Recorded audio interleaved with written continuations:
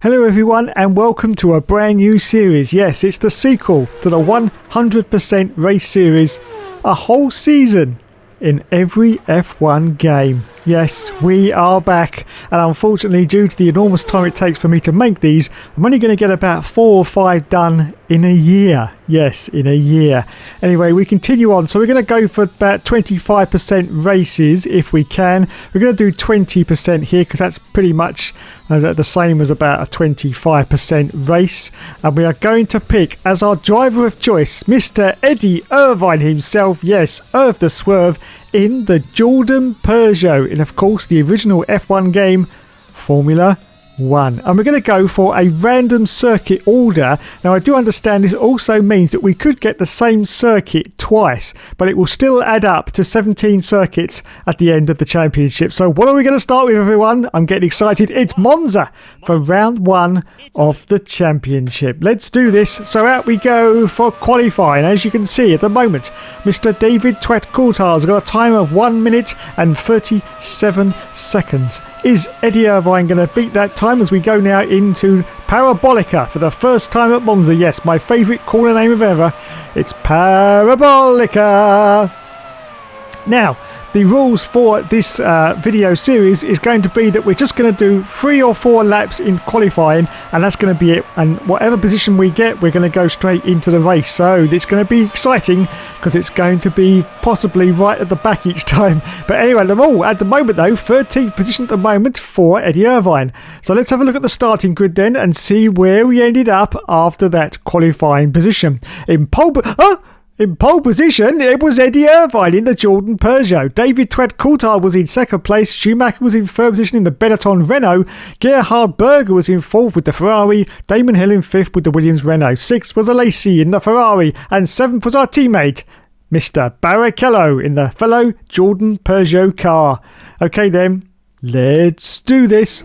So our first race takes us to Monza, and we're luckily on pole position as the 5 lights go out. Now we say go, go, go, and it's away we go. A terrible start off the line as we always get in this game. Unfortunately, we've already been overtaken by one of the Williams drivers, and I think that maybe David Coulthard as we now go into the first torturous chicane at Monza. Got to be very, very careful indeed. So second position at the moment for Eddie Irvine, still chasing the Williams in front.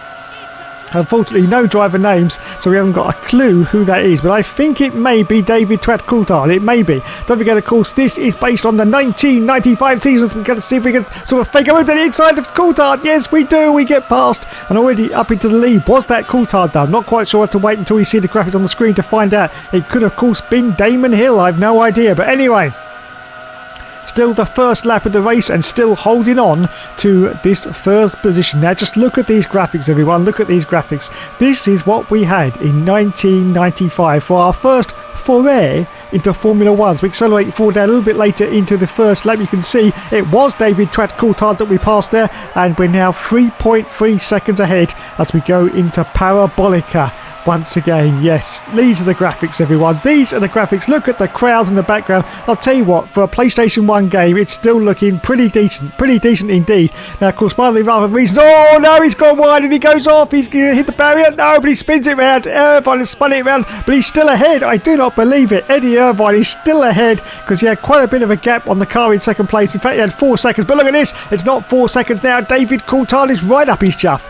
Right up his chuff and chasing hard on, of course, Mr. Eddie Irvine in the Jordan Peugeot. This is going to be great. It really is. So, tiny little mistake there from Eddie Irvine, and it almost cost him the lead. Almost. So after 3 laps have been completed now, Irvine's in first place, Coulthard in second, Schumacher in third, Hakkinen is in fourth, Alesi in fifth, of course, in the Ferrari. Just looking back to see all the cars trying to get past us. But we're holding on, everyone. Oh, as I say that though, the Benetton goes straight into our Quiche Nadell, straight up the duff, straight into the rough bit, and we almost get taken out there, but we still hold at the moment to this first position.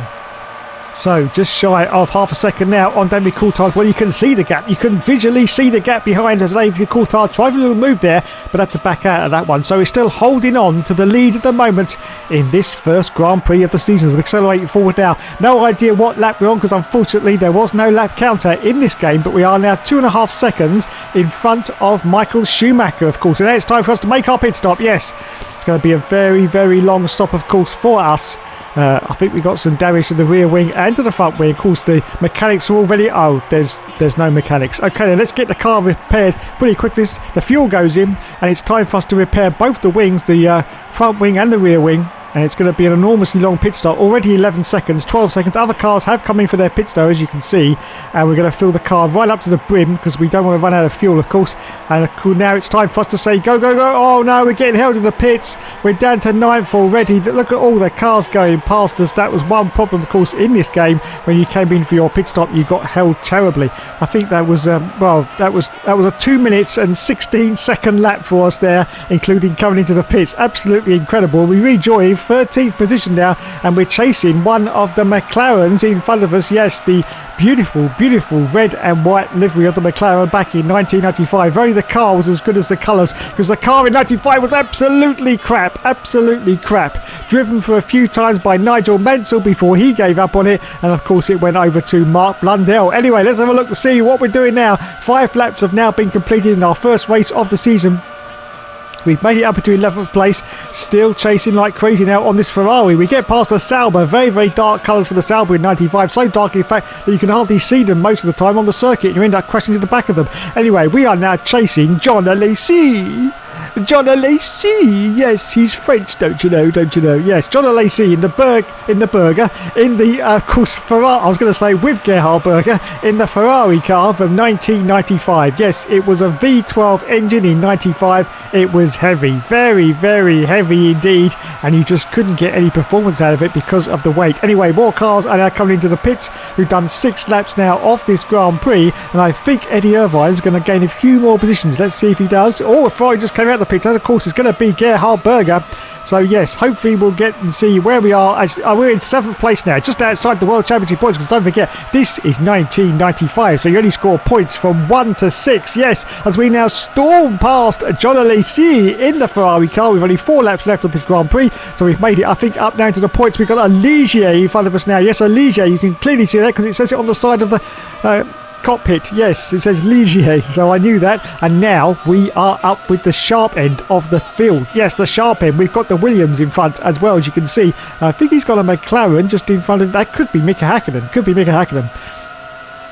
Anyway, up into 5th position now as we accelerate forward now. It's a little bit later in the Grand Prix, you can see. We're now going to see if we can get past this McLaren. Yes, of course, the Williams has already got past him. So we've made it up now to 4th position, and we are still chasing the leader. The leader at the moment is Johnny Herbert. And, of course, the Benetton, the all-conquering Benetton of 1995. Okay, let's see if we can get past this Williams. Is this Damon or is this Coulthard? I'm not quite sure. As we're now about to go to Parabolica, we're going to sneak down the inside. Oh, we do just contact her. Oh, we almost bin it. But we managed to get around. So still holding on at the moment to this 4th position on lap fucknose. Yes, lap fucknose. As more cars now come in for their pit stop. So we've now made it up to 3rd. We are on for a podium, lads, in our first race in the whole season on every F1 game. As we accelerate forward now, we've got up to 2nd place because we've just gone past the Williams, as you can see. That means the car in front now has got to be the leader, which I think is it Johnny Herbert? I think it may be Johnny Herbert, of course, in the Benetton car from 1995. It was such a shame that Herbert didn't do as well that he thought he was going to. But of course, when oh, look at that, and the sneaky little Williams driver's actually gone past us there. That's unbelievable scenes, absolutely unbelievable. And Eddie Irvine almost bins it as we now come past the candy sign and into Parabolica once again. Still holding the 3rd place, and yes, it is Johnny Herbert who is in the lead of this Grand Prix as we accelerate forward now to 8 laps being completed in the Grand Prix. We are still chasing Herbert. He's got some back markers ahead though, so I think it's going to be an opportunity that Eddie Irvine needs to get past. Yes, he does, but in fact he was behind. Oh no, and we've taken the rear wing off the Williams car there. We were very unsighted though, because we've got this 40-fold, this mobile chicane in front of us, the slowest cars in the field in 1995. They actually averaged about 5 seconds a lap off the pace as we now try to go past this Williams, but we get entangled. There's more damage, of course, to our car, but we're okay at the moment. Still got our wings on, but we've got to see if we can get past this Williams and go up into the lead, and I think we're going to do it now. Yes, we do. So with just a few more laps to go, we have gone up into the lead of this Grand Prix for our first race at Monza. As we accelerate forward now, 9 laps have been completed. We've got some back markers in front of us, but I think this may be the end of the race as we go into Parabolica for the very, very last time, and it's going to be a win. It's going to be our first win in our first race on the whole season on every F1 game. Lacey's going to finish in second, but we are going to cross the line in first position. Ooh, wowzers. Well done. I quite enjoyed that. So there you go then. 17 minutes that took. And we finished in first place. John Lacey in second, Oliver's Penis in third position. And in the constructors, we're of course in the lead at the moment. So what's going to be the next track? Oh, it's exciting, this bit. I love this bit. Which one do you think? Now think of the 17 tracks for 1995. Which one do you think it'll be, everyone? It's Buenos Aires. Yes, the Argentinian. Oh, God. Anyway, so here we are then at Argentina for the next round of the championship, going out for our qualifying session. At the moment, David Coulthard's got a 1:29.994. Now, unfortunately, not many of the drivers, in fact, none of the drivers liked the circuit of Argentina in 1995. It was just horrible. It really was. It just had no ebb, no flow to it, and thankfully, due to something that happened between England and Argentina, the race wasn't, done for very much years after that. Anyway, let's continue now, as you can see. So let's see if we can get a faster qualifying time. Now, unfortunately, this circuit has got a bug in it, which means that if you come into the pits, you're actually going to cross the start-finish line and get a higher position than if you'd actually gone right round the circuit. It doesn't actually show it on screen there, but we may have actually improved our qualifying by coming into the pits. Yes. So let's have a look then and see where we ended up. So for round 2, first position went to David Coulthard. Second place for Damon Hill in the Williams Renault. Third position went to Michael Schumacher. Fourth for Mika Häkkinen. Fifth place went to Alesi in the Ferrari. Sixth for Mika Salo. Almost forgot his name in the Tyrrell Yamaha. Seventh for Gerhard Berger.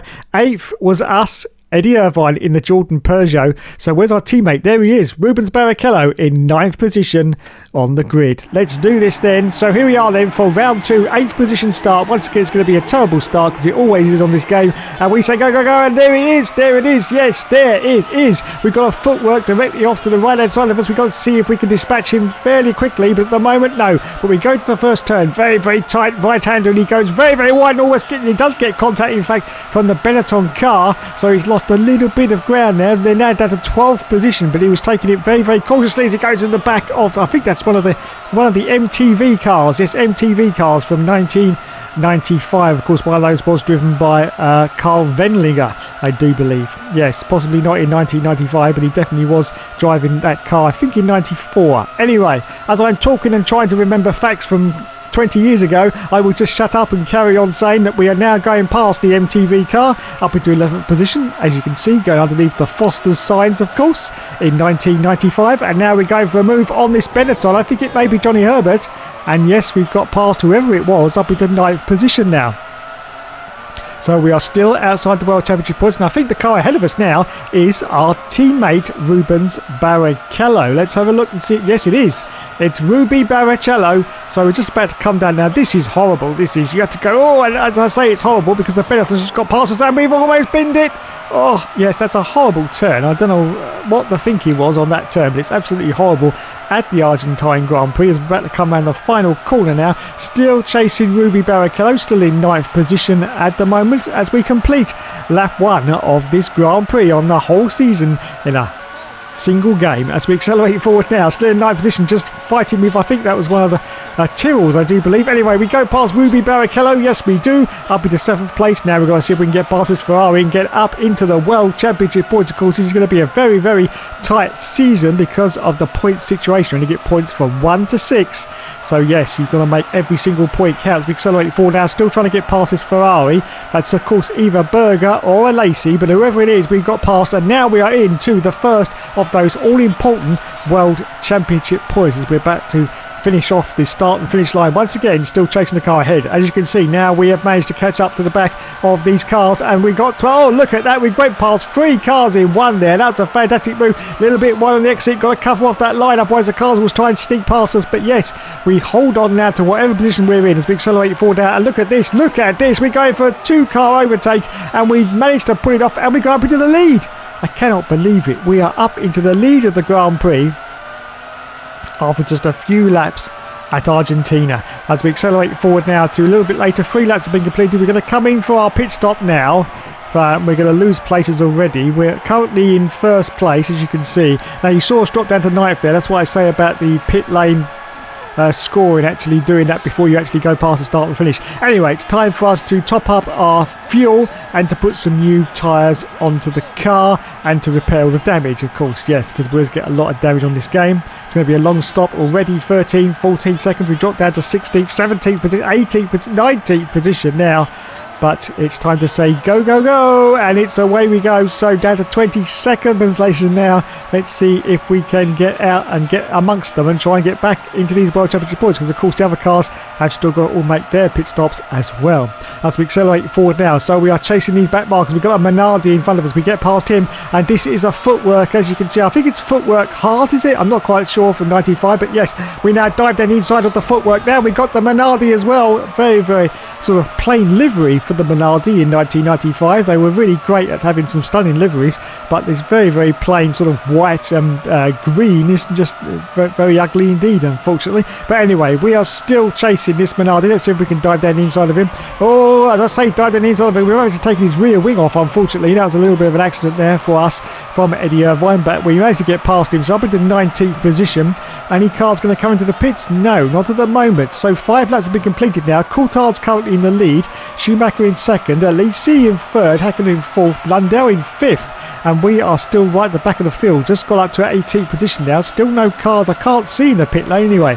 Could this be one of the circuits where it's got a bug in it where none of the other cars actually pit? Well, we'll find out a little bit later as we make contact with the car in front. That was the Tyrrell. We made it up to 17th place though, so we're still doing pretty decently, has to be said. As we accelerate forward now, we're still fighting with the Tyrrell. We've got lots of back markers here. We've got the MTV car, of course, which we managed to get past. We've got past the Tyrrell. We've now got a Sauber. We've got a, I think that was a Ligier as well, which has gone past. So we've made up a huge amount of positions already, up into 13th place, as you can see, as we accelerate forward now. Still no idea where we are in terms of laps, but we are now going for another move on a footwork, and we get past.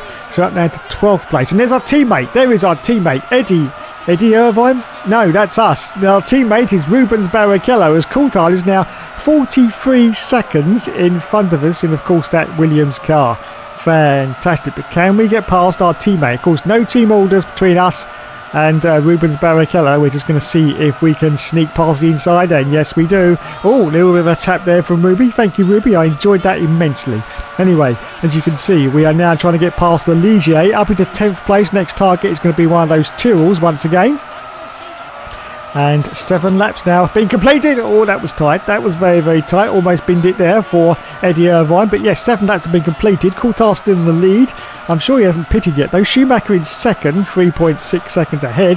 Alesi in third. Hakkinen in fourth. Lundell, of course, in 5th position. So let's see if we can get past this Ligier. Yes, Ligier.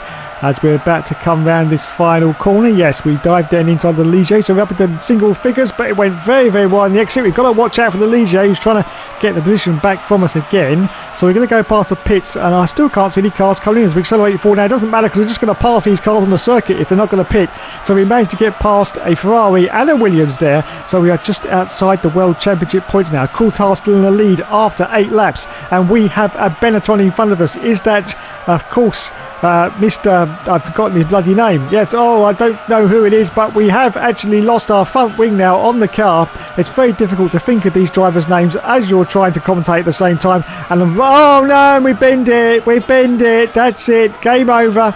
The front wing, of course, has affected our downfalls, which means that we are doing terrible on this race. This is not going to be a points finish. I'm pretty sure it's not anyway. We've got to come in for another pit stop and get this wing changed. Fortunately, if you lose the rear wing, it makes no difference to the car handling, but the front wing, it does. It's very difficult to steer it into the corners, and it invokes so much sort of oversteer and understeer that it's quite impossible to drive. So in we come then for a damaged pit stop. Yes, we're already down to 15th place, so I think it's going to be nil points for this race in Argentina. So in we come then for our stop. Going to be another long stop, probably 30 seconds before we get to the end. Yes, 100% damage, of course, to the front wing, and the tyres are going to get changed. I don't think we're going to bother with the damage to the rear wing because it's only 39%, and it doesn't really make any difference to your handling, as I say, if you lose that. So we're just going to go out now in 20th position. No, it's now 21st position. Yes, I definitely don't think we're going to get back into the World Championship points unless there's some kind of miracle that happens. As we accelerate forward now, as you can see, we've managed to get up into 9th place. We are now going for the Williams, as you can see, the Williams Renault. So I think we've gone up into 8th position, but I think this is pretty much going to be as high as we get. I can't see us getting back into the World. Oh, that's it. Game over. We binned it again.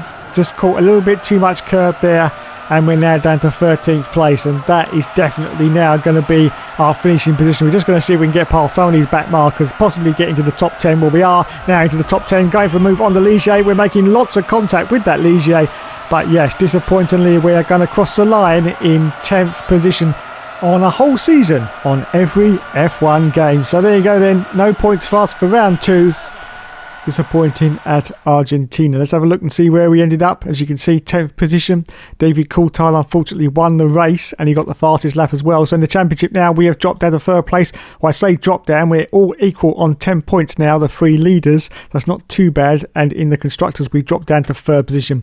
Okay, it's time for the next round. What's it going to be now, lads? What's it going to be? This is the exciting time. What track is it going to be? What track is it going to be? It's going to be... come on, hurry up. Imola. Wowzers. Imola for round 3 of the championship.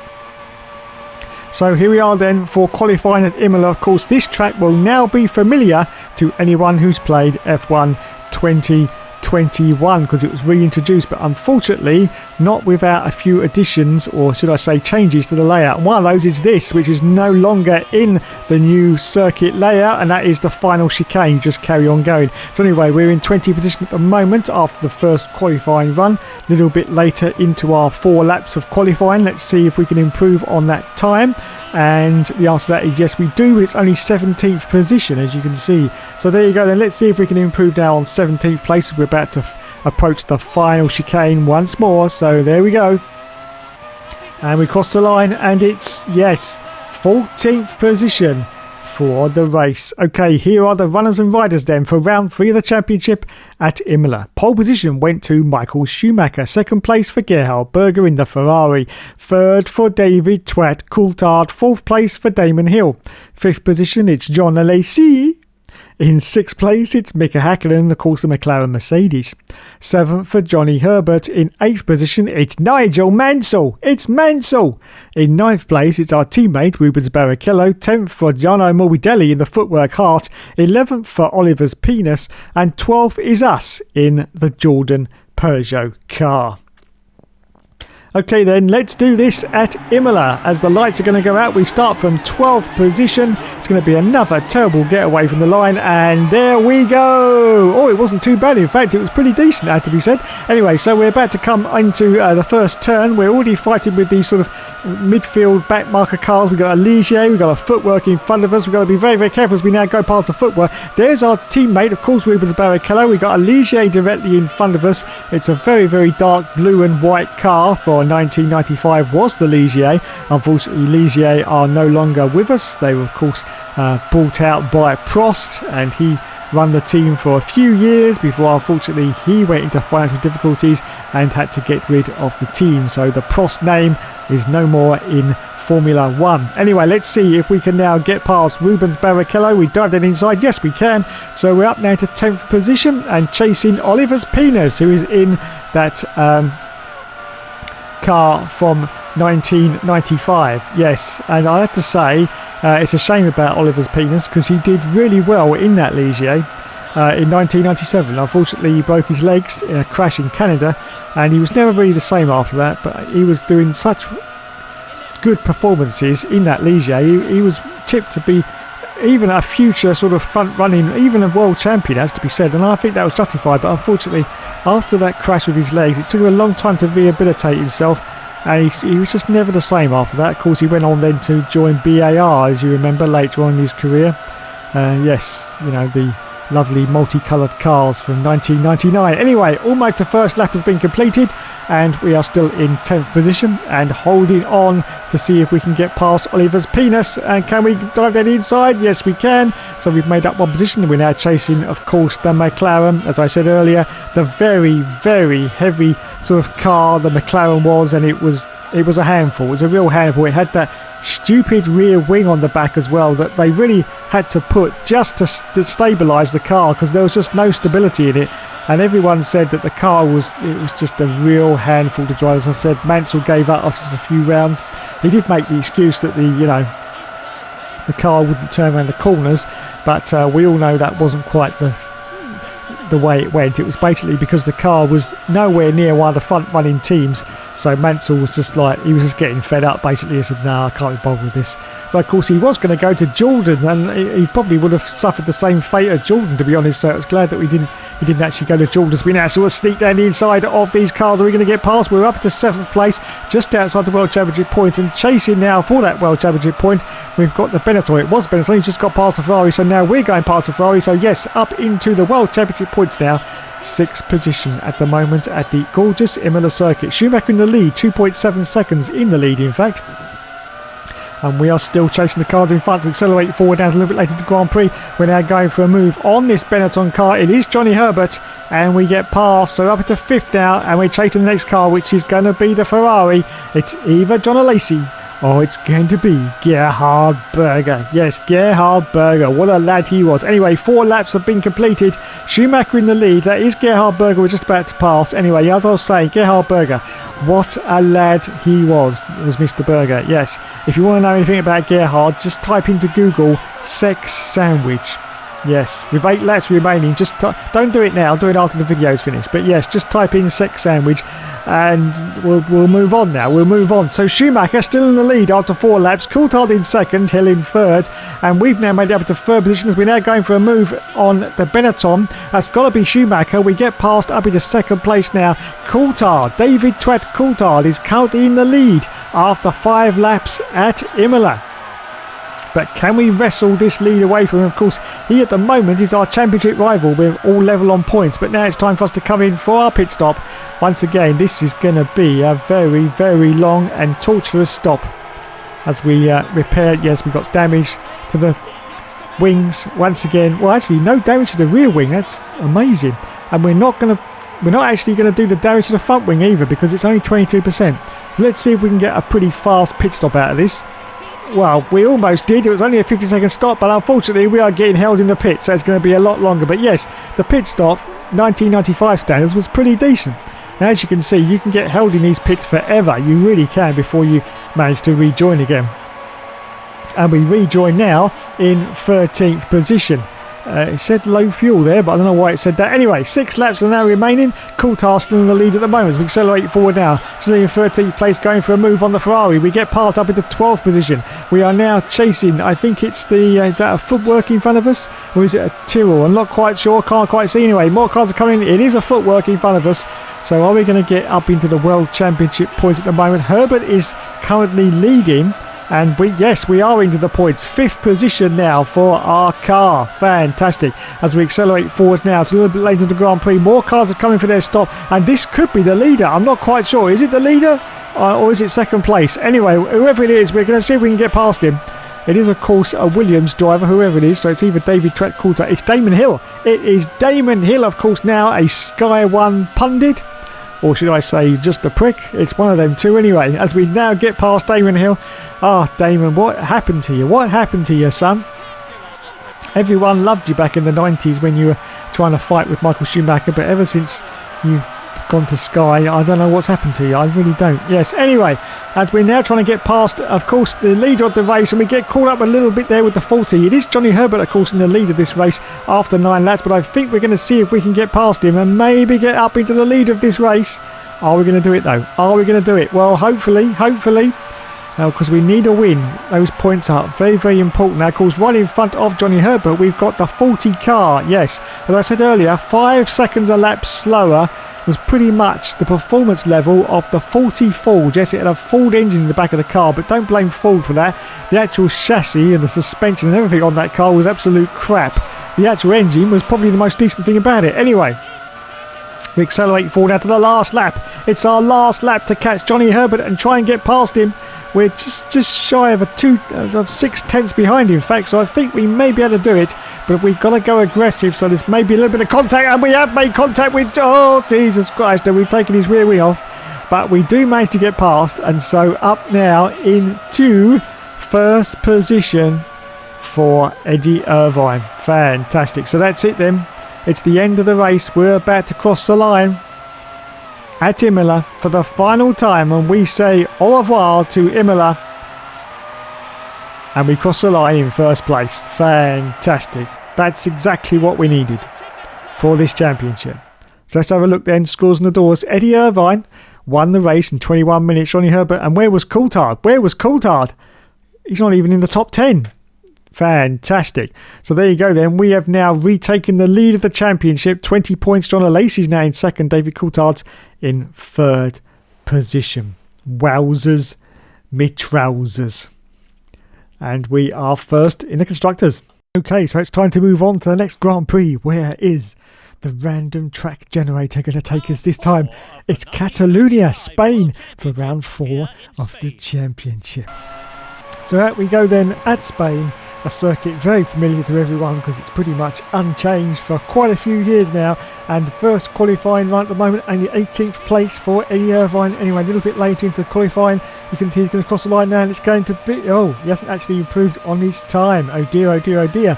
Let's have a look now and see where he ended up in the standings for round 4 at Catalonia. Pole position went to Michael Schumacher in the Benetton Renault. Second place, it's John Lacey. In third position, it's Gerhard Berger. Fourth place for David Coulthard. Fifth position for Damon Hill. Sixth place for Johnny Herbert in the Benetton Renault. Seventh for Barrichello in the Jordan Peugeot. Eighth for Hakkinen. And ninth for Mansell. And in 10th position, it's us, Eddie Irvine. Now I'll hand you over to Mr. Murray Walker.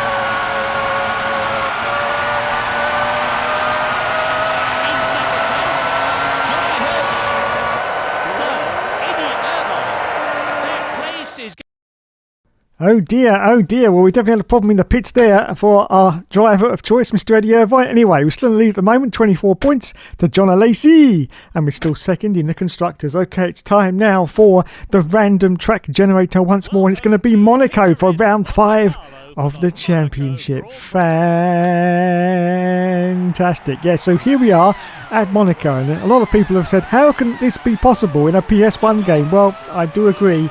It looks bloody gorgeous, doesn't it? Bloody gorgeous indeed. Anyway, Eddie Irvine crosses the line for his first qualifying run, and it's only 19th place at the moment. Yes, just 19th position.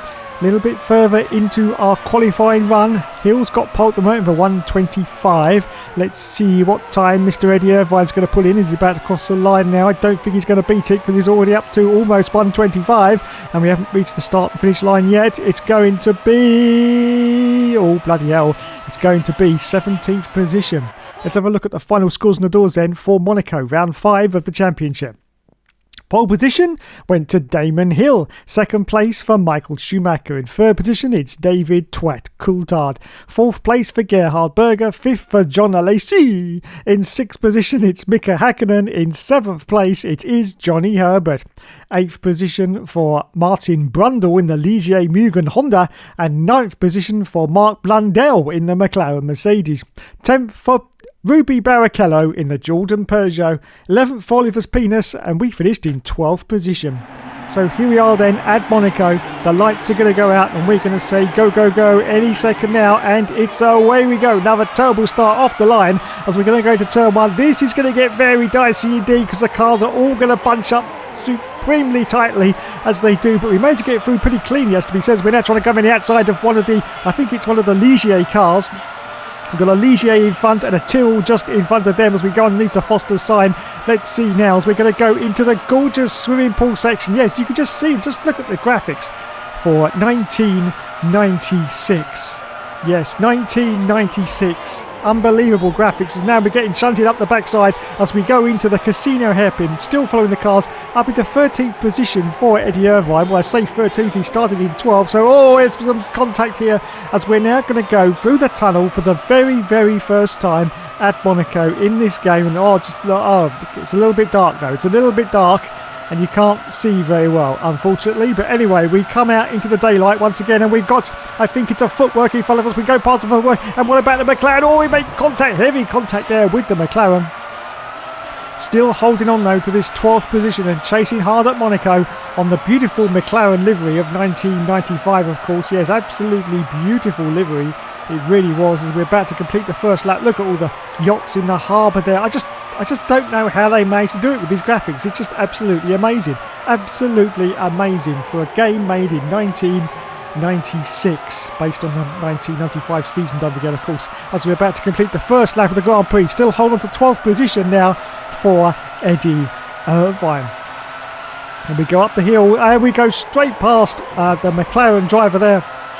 Up into 11th, now up into 10th as we go past the Ligier. We've got some sharp enders in front of us now. We've got the Benetton, that's probably Johnny Herbert, and in front of him we've got, of course, our own teammate Rubens Barrichello. Oh, contact there, and Rubens dropped back and actually went straight into the front of us. Yes, so we've got some wing damage, but hopefully that won't be too bad until we get to the pit stops, because we want to try and hang this out for as long as we can before we have to go in for our pit stop.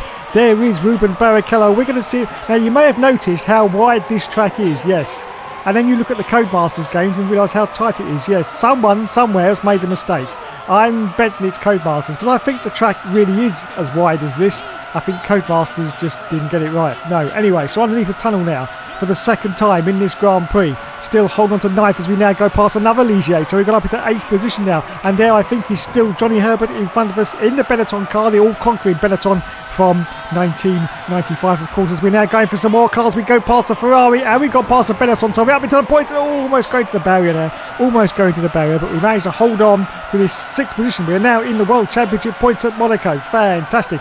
And now you can see 3 laps have been completed and we're really going for the sharp enders now. We're going for the Williams and for the Ferrari. All contact though. 12 laps remaining in this Grand Prix, and at the moment Schumacher's in the lead. Hill is in second place. Berger is in third. Coulthard is in 4th position.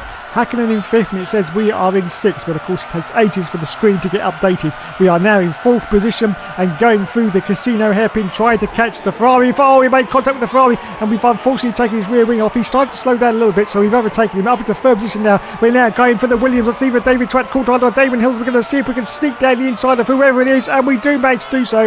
Up now into 2nd place, just as we go through the tunnel section of this Grand Prix. Fantastic. Michael Schumacher is in the lead now, 1.8 seconds ahead of us as we accelerate forward now. 4 laps have been completed. Schumacher's still in the lead at the moment. Irvine still in 2nd place. Hill in 3rd. Coulthard in 4th. Alesi in 5th.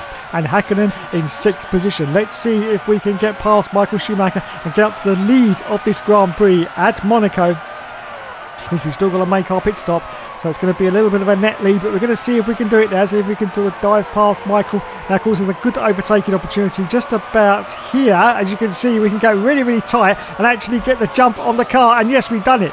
Up now to the lead of the Grand Prix as we go through the tunnel once again at Monaco. Very, very dark indeed. It's very, very difficult to see as you come back out into the daylight. Anyway, we accelerate forward a little bit further now, and it's now time for us to make our pit stop. From the lead of this Grand Prix, we come in for our stop.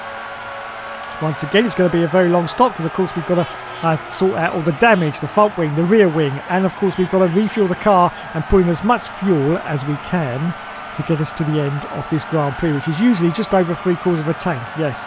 So here we go then. It's a 14-second stop at the moment, 15 seconds. Come on, come on, come on. And yes, it's now time to say go, go, go. So 17.8 seconds. We rejoin in 8th position, which is pretty decent, has to be said, considering that we've had such a long pit stop. Anyway, so we rejoin now in 9th position, chasing the McLaren as we climb up the hill once more. Anyway, as you can see, we are still in 9th place, but cars have now come in for their pit stops, so we have now gone back into the points, everyone. Yes, back into 6th position.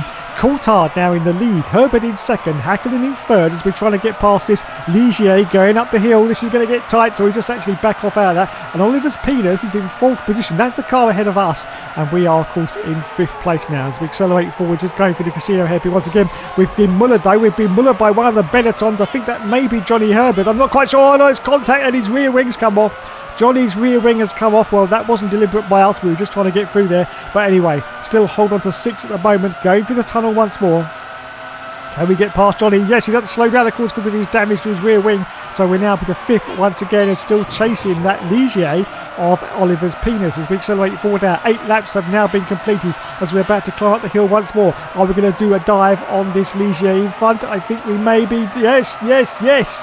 Yes, indeedy, Mr. McGreedy. So Coulthard's still in the lead. We've now got up into 3rd position ahead of Oliver's Penis at Monaco. Fantastic, which means we are up on the sharp end of the points, and the car ahead of us now is one of the Williams, and it's Coulthard. We're up to 2nd place, and it's David Twatt Coulthard. We've just got to get past him now, and we are up into the lead of the Grand Prix. This is going to be great. Oh, we've got a Ferrari looking very angry behind us. That, of course, is either Berger or John Alesi. John Alesi. Unfortunately, there's no driver name, so we have no idea which car it is. As we go through the tunnel once more and see if we can catch up to David Twatt Coulthard. We're going to see if we can go down the inside into this very, very tight chicane. No. Very, very sensible there. Backed off out of that one, so we're still holding on to 2nd place now. And as you can see, we have now dropped to 3rd place because the Ferrari actually jumped both of us. Jumped the Williams and got into the lead of the race. So we've dropped down to 3rd. So we've got to see if we can get past both these cars now, going through the bus stop and the whatever you want to call it, chicane. I can't remember. Anyway, going through the tunnel once again. Berger's now in the lead. Coulthard in 2nd. Eddie Irvine is in 3rd place. Michael Schumacher's in 4th. Oliver's Penis in 5th. And Mika Salo is in 6th position. As we're now going to see if we can get a run on this Ferrari car. We just got past the Williams. We didn't quite notice it as we're going through the tunnel there. And now let's see if we can get past this Ferrari. It's going to be very, very tight indeed. Oh, almost hits the barrier there for Eddie Irvine. But he's still holding on to this 2nd place at the moment. But can he do it? Can he catch up to the back of this Ferrari and get past and get up into the lead? All the supermodels are going to be going like crazy out on their yachts. They're going to be going like crazy, going, yes, come on, Eddie. Irv the Swerve. Oh, bloody hell, we're taking his rear wing off. Irv the Swerve has taken the rear wing off the Ferrari. And oh, there's more contact. He's hit the wall. Oh, my goodness. And has he lost his front wing? Yes, he has lost his front wing. That's disastrous for Eddie Irvine. What's he going to do now? He's already made his stop, but that's the end of the race. It doesn't really matter. So he finished in 2nd place. Wowzers. There you go then. Race done. And we are still in the lead. 30 points playing 21 and second in the Constructors. So it's time once again for the random track of choice. Which one is it going to be now? For round 6, it's going to be, Montreal. Canada, oh, how we love you so. So out we go for our first qualifying at Canada. In fact, our only qualifying, because the rules of this championship are we just go out for one qualifying run of about 3 or 4 laps, and then whatever we get is what we are tasked with for the race. So of course now this is Canada, and this is a sort of Canada you may not recognise, especially this chicane here. You're like, where did that come from? Well, unfortunately, after Ayrton Senna's death in 1994, several of the circuits for 1995 were actually redesigned to slow the cars down, because the fault was that speed was ultimately one of the reasons that Ayrton Senna sadly lost his life. So yes, a lot of the circuits had little barriers put in, tyre barriers. It was pretty much a mess, and thankfully that was all rescinded for 1996. But in 1995, which is what this season is based on, we've got all those special chicanes still in place, as you can see. Now let's see what time Eddie Irvine is going to put in. He's about to cross the line now for, I think that's his second run at qualifying. Let's have a look, and it's going to be... he hasn't improved on his time. So let's go and see where he ended up in the qualifying for round 6 at Montreal. First place went to Michael Schumacher. Second place for Damon Hill. Third place for David Twat Coulthard. Fourth for Gerhard Berger. In 5th position, it's John Alesi. In 6th place, it's Johnny Herbert in the Benetton Renault. 7th for Mika Hakkinen. In 8th position, it is Rubens Barrichello in, of course, the Jordan Peugeot. In 9th, it's Mark Blundell. In 10th, it's Oliver's Penis. In 11th position, it's Heinz Harold Fredson in the Sauber Ford. In 12th, it's Morbidelli in the Footwork Hart. 13th for Brundle in the Ligier Mugen Honda. 14th for Sarlo in the Tyrrell Yamaha. 15th for Katayama, also in the Tyrrell Yamaha. 16th for Martini. Where the hell is Eddie Irvine? 17th for Bouillon in the Sauber Ford. 18th for Badoa in the Minardi Ford. 19th for Bertrand Gachot in the Pacific Ford. And 20th, almost bringing up the rear, is Eddie Irvine in the Jordan Peugeot. Anyway, let's get on with this then. We are right at the back, so we've got some really slow cars to try and get past us. The 5 lights go out now, and we say go, go, go, and it's away he goes. Yes, great start from Eddie Irvine, but he's got to get past these back markers pretty quickly. We've got 2 Minardis off to the right-hand side, and we've got a Ligier just off to the left as we go into the first turn. And look at this. Oh, and look at this from Eddie Irvine. Sneaky little move there, going around the outside of about 4 or 5 cars. So he's already gained up into 16th place already for Eddie Irvine. That was a great move there from Irv the Swerve. Absolutely beautiful. Now, if you're wondering why I actually picked Jordan, it's basically because it was multicoloured, and I just love the colours. And of course, for a YouTube video, you need as much colour as you can. So I decided on Jordan because, I was saying, Eddie Jordan, I should say, not Eddie Irvine. Eddie Jordan put so many sponsors on that car in 1995. It was unbelievable. Anyway, we're going past both the footworks now. Already up into 14th place, as we're about to come down to the very, very tight right-hander underneath the Molson of Canada sign. Yes, and you can see the background. There's a massive, great bridge, as you can see. Massive bridge. Still pretty impressive graphics, you have to say, for 1995. And as we just try and see if we can get past these cars, very, very slow cars, of course. Yes, we have managed to get past one of them, so up into 13th place. Now we're going to approach this new chicane that was put in just for 1995. There it is. It's very, very slow, and if you don't get it right, you're in real trouble. You're in real trouble indeed. Anyway, we continue on now.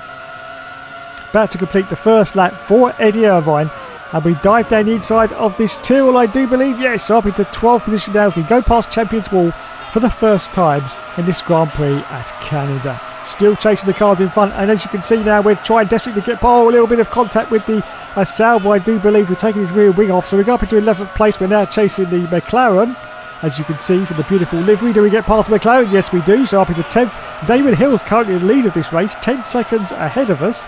So not too bad, not too shabby indeed, considering especially as we were starting right down the back of the field. And now we've got past another car, so we're up into 9th position now. And ahead of us now we've got our teammate, Mr. Rubens Barrichello, and of course the other Jordan Peugeot. And he's fighting like crazy with a McLaren just ahead as we now go for that horrible chicane once more that I say was put in just for 95. Okay, let's see if we can get past our own teammate as we're about to approach this chicane. Oh, a little bit of contact with Ruby there. Past Champions Wall we go. Just holding the line now. At the moment, Hill's in the lead after 2 laps. Schumacher in second, and Lacey in third. Coulthard in fourth. Herbert in fifth, and Gerhard. Oh no, I think we just raised off the wall there slightly.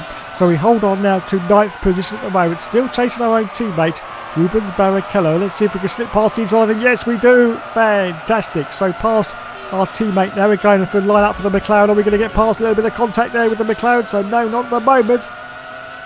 We still hold on to 8th position, but are we going to get past now?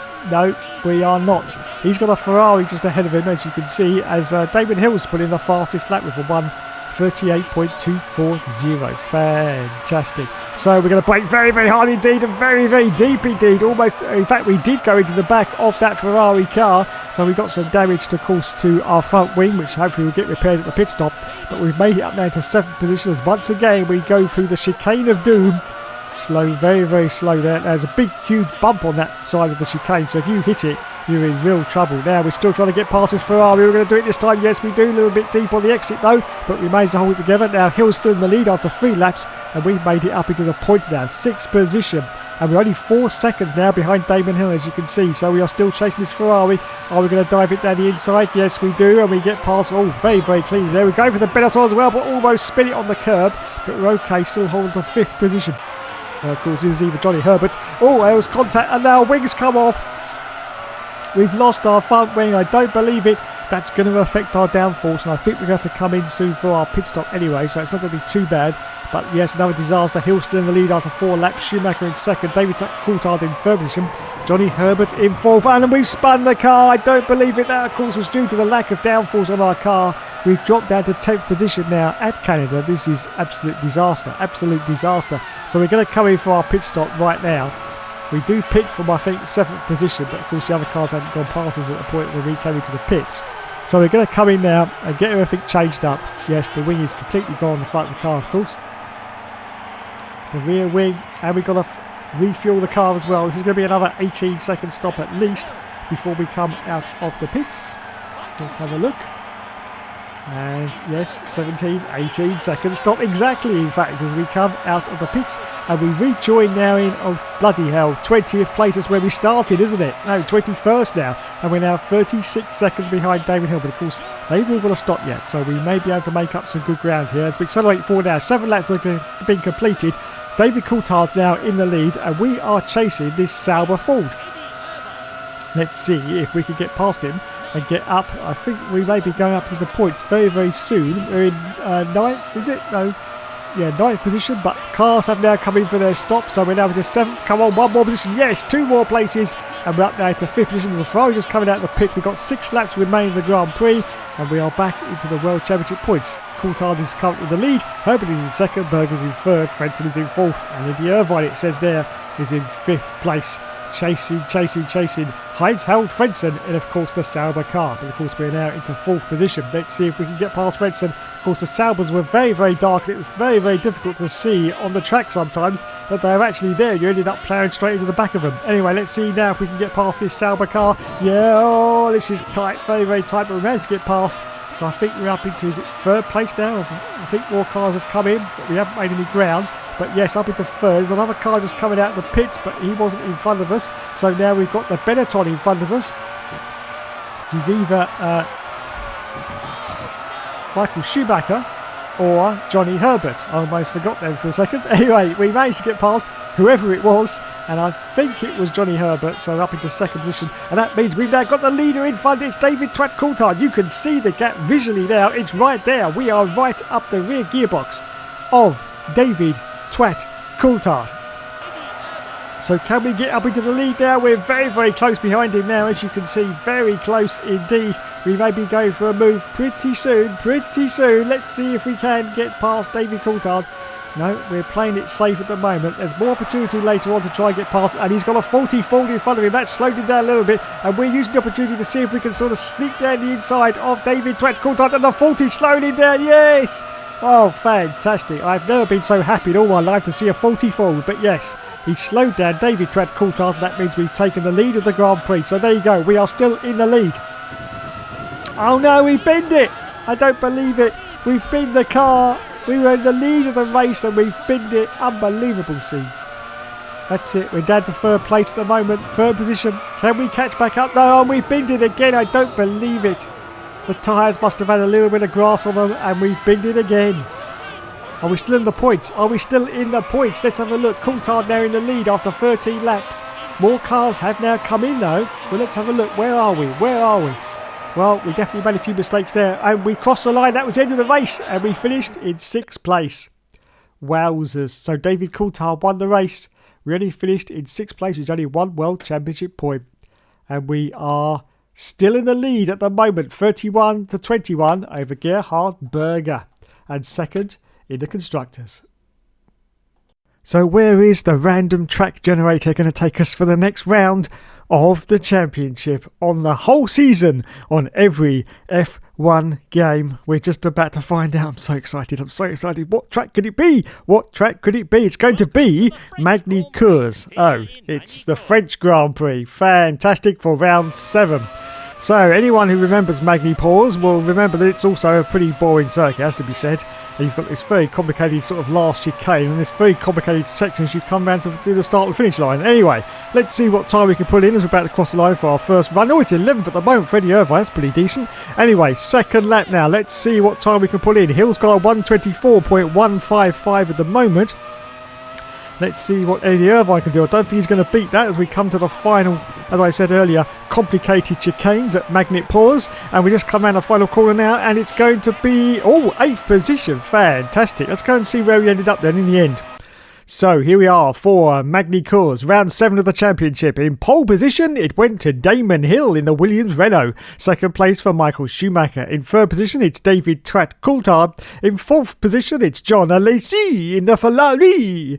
In fifth position, it's Barrichello. In sixth position, it's Oliver's Penis in the Ligier Mugen Honda. 7th for Gerhard Berger. And 8th for Eddie Irvine. Fantastic. So here we go then at Magny-Cours as the 5 lights are going to go out and we're going to say go, go, go. Starting from 8th position. It's going to be a terrible start as it always is on this game. Yes, there you go. He's already lost 1 place as we go into the first turn. Oh, look at that, Ligier. He sort of slowed down horribly there and we've lost even more positions now. We're down to 11th position after just a few corners of our first laps at the Magny-Cours Grand Prix. We've got a Sauber, we go past the Sauber, it's one of the Benettons, we get past there, contact with the Benetton, and the Sauber has sneaked past us, so we're in 10th position at the moment for Eddie Irvine, but now we go down to this horrible right turn. You have to slow right down to almost a stop before you get round. Look, the other cars can't quite make it either, but we managed to just sort of claw our way around the corner. And we've got our teammate in front of us now. So we're in, where are we? 8th position now. Yes, 8th position. That was Johnny Herbert behind us. We've got our teammate Rubens Barrichello directly in front of us. He's got a McLaren and he's weaving all over the circuit, as you can see. Let's see all contact he made there with the McLaren car. And we made a little bit of contact with the car behind us. But we're still holding on to this 8th place and chasing our own teammate as we go underneath the Renault Laguna sign. Yes, who remembers that? All the way back in 1995. And you can see once again the glorious graphics, all the little hundreds and thousands of the crowds in the backgrounds cheering us on. And let's see if now we complete the first lap of the Grand Prix. Oh, there's more contact there from our teammate on that McLaren in front of us. We're about to come in and complete the first lap of this Grand Prix, still holding on to 8th position at the moment and still chasing our teammate, who of course is just ahead of us. Wowzers, me trousers. As we accelerate forward now, look at this, we got some really exciting for you now. Oh, there was contact there with the Benetton. That may have been Johnny Herbert, I'm not quite sure, but anyway, we are still in 8th position. There's Mark Blundell, who is directly in front of us as we now go very, very tight around this turn once again. Well, we managed to get past a few cars out to 6th position there, and we are chasing. The Ferrari's in front, and in the lead at the moment is Michael Schumacher in the other Benetton car, 5 seconds ahead of Eddie Irvine. As you can see now, we are still chasing after these Ferrari cars. I almost said McLaren then, but no, we get past. Yes, we're now up into 4th position for Eddie Irvine. And chasing. Now we're right up with the Williams duo of David Coulthard and Damon Hill. We've passed one of them, but I don't know who it was. The other car's got a car in front of them. I don't know who that is. It might be the Benetton, is it? That's Michael Schumacher. Yes, of course it's Michael Schumacher. Anyway, as you can see now, it's time for us to make our pit stop. So we come in from 3rd position Yes, we're losing quite a few positions now, as you can see. So Schumacher's currently still in the lead at the moment. We've dropped down to 7th place. And it's time to repair the car like we always do, yes, because it's always knackered. The rear wing and the front wing, it's time to refuel the car. We're going to put in just over 3/4 of a tank, which will take us to the end of the Grand Prix. But this, unfortunately, is going to take about 17 or 18 seconds before we actually get to the end of this pit stop. So there you go, the fuel. We've actually fueled it right to the top. And it was a 22-second stop for us. 22 seconds for Eddie Irvine. And he's going to rejoin now in 18th position. Schumacher still in the lead. David Coulthard in 2nd place. Damon Hill in 3rd position. As you can see, we're now accelerating forward to 8 laps of the Grand Prix completed. Coulthard is now in the lead. Berger in 2nd. Herbert in 3rd position. And we are now in 4th place. Yes, 4th position for Eddie Irvine. And of course, the Jordan Peugeot. As we accelerate forward now, you can see we have managed to catch up to the leaders once again. We've got one going to the pits. That was a Minardi, I do believe. So Coulthard, after 10 laps, he's still in the lead. And we are chasing the cars ahead. We've got a Ferrari, which I do... Yes, it is. It's Gerhard Berger. Yes, Gerhard Berger in front of us. And in front of him, we've got Johnny Herbert. Yes, Johnny Herbert. So let's see if we can get past this Ferrari car. Oh, a little bit of contact there. No, we go round. No, I don't believe it. Not again. We've spun the car. We made contact with the car behind. That was the Benetton, I do believe, of Johnny Herbert. Oh, God, disaster. But in fact, Johnny actually put us round the right way again and got us going. Yes, fantastic play there from Johnny Herbert. Yes, he got us going again. So well done to Johnny, and we hold on to 4th place. And now you can see we have managed to cut up to the leaders once again. Still going down the inside of this Ferrari car up into 3rd place. And now, once again, in front of us, we have David Coulthard and Damon Hill. In which order they are, I have no idea. Anyway, so Herbert's now in the lead after 12 laps. Coulthard is in 2nd. Berger is in... It says he was in 3rd, but no, I don't believe it. Disastrous for Eddie Irvine. He just got caught out on the curbs then. The curbs are lethal in this game. Just be very, very careful or you spin round like a top. And that's exactly what Eddie Irvine has done. So Herbert is now in the lead. Coulthard in 2nd. But what's that? Takia Nui in 4th place? What strange sorcery is this? I don't know. But anyway, Eddie Irvine managed to get past. I think that was a footwork. And we're back now up into 4th position, I do believe. And chasing this Ferrari in front of us. Who is it? It could be Gerhard Berger. Let's see if we can get past Berger.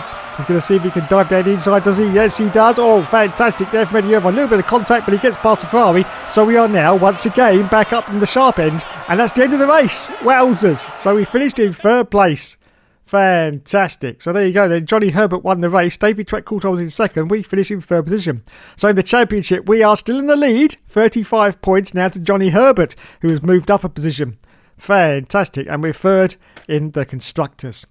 So there you go then. It's time to move on now to the British Grand Prix at Silverstone. Round 8 of the championship.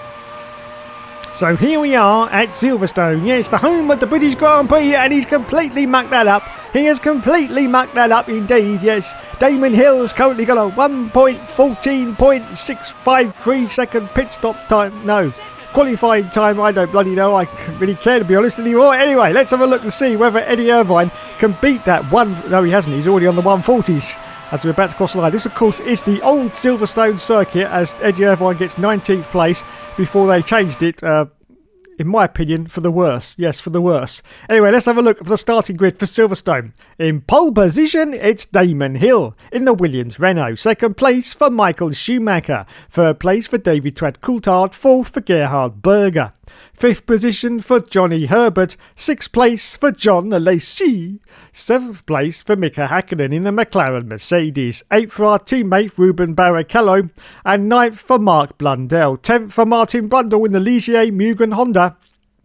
In 11th place, it's Heinz Harold Fredson in the Sauber Ford. Where on earth is Eddie Irvine? 12th place for Oliver's Penis. And in 13th position, it's Katayama. 14th for Martini. 15th for Bouillon. And 16th for Maximilian Papis in the Footwork Heart. 17th for Badoa. 18th. Where the hell's Eddie? Oh, there he is. Eddie Irvine. Finished in 19th place for Silverstone. Oh dear, oh dear, oh dear. So here we go then.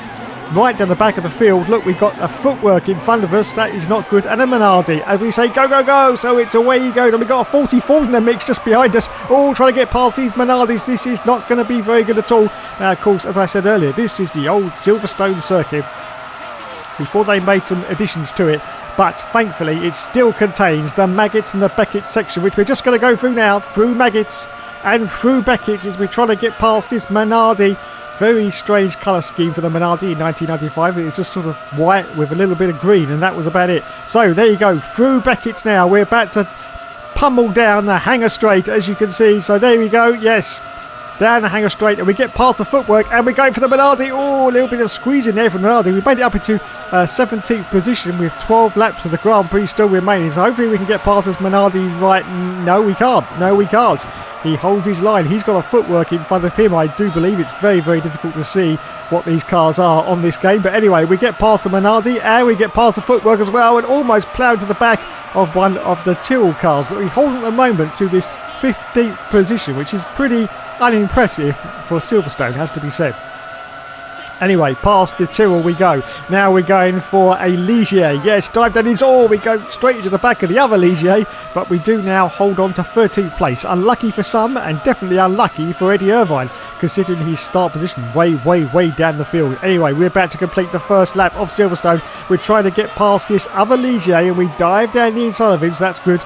Now we've got a Sauber, very, very dark Sauber that you could never see on the track because it's so dark and you almost end up playing into them every single time.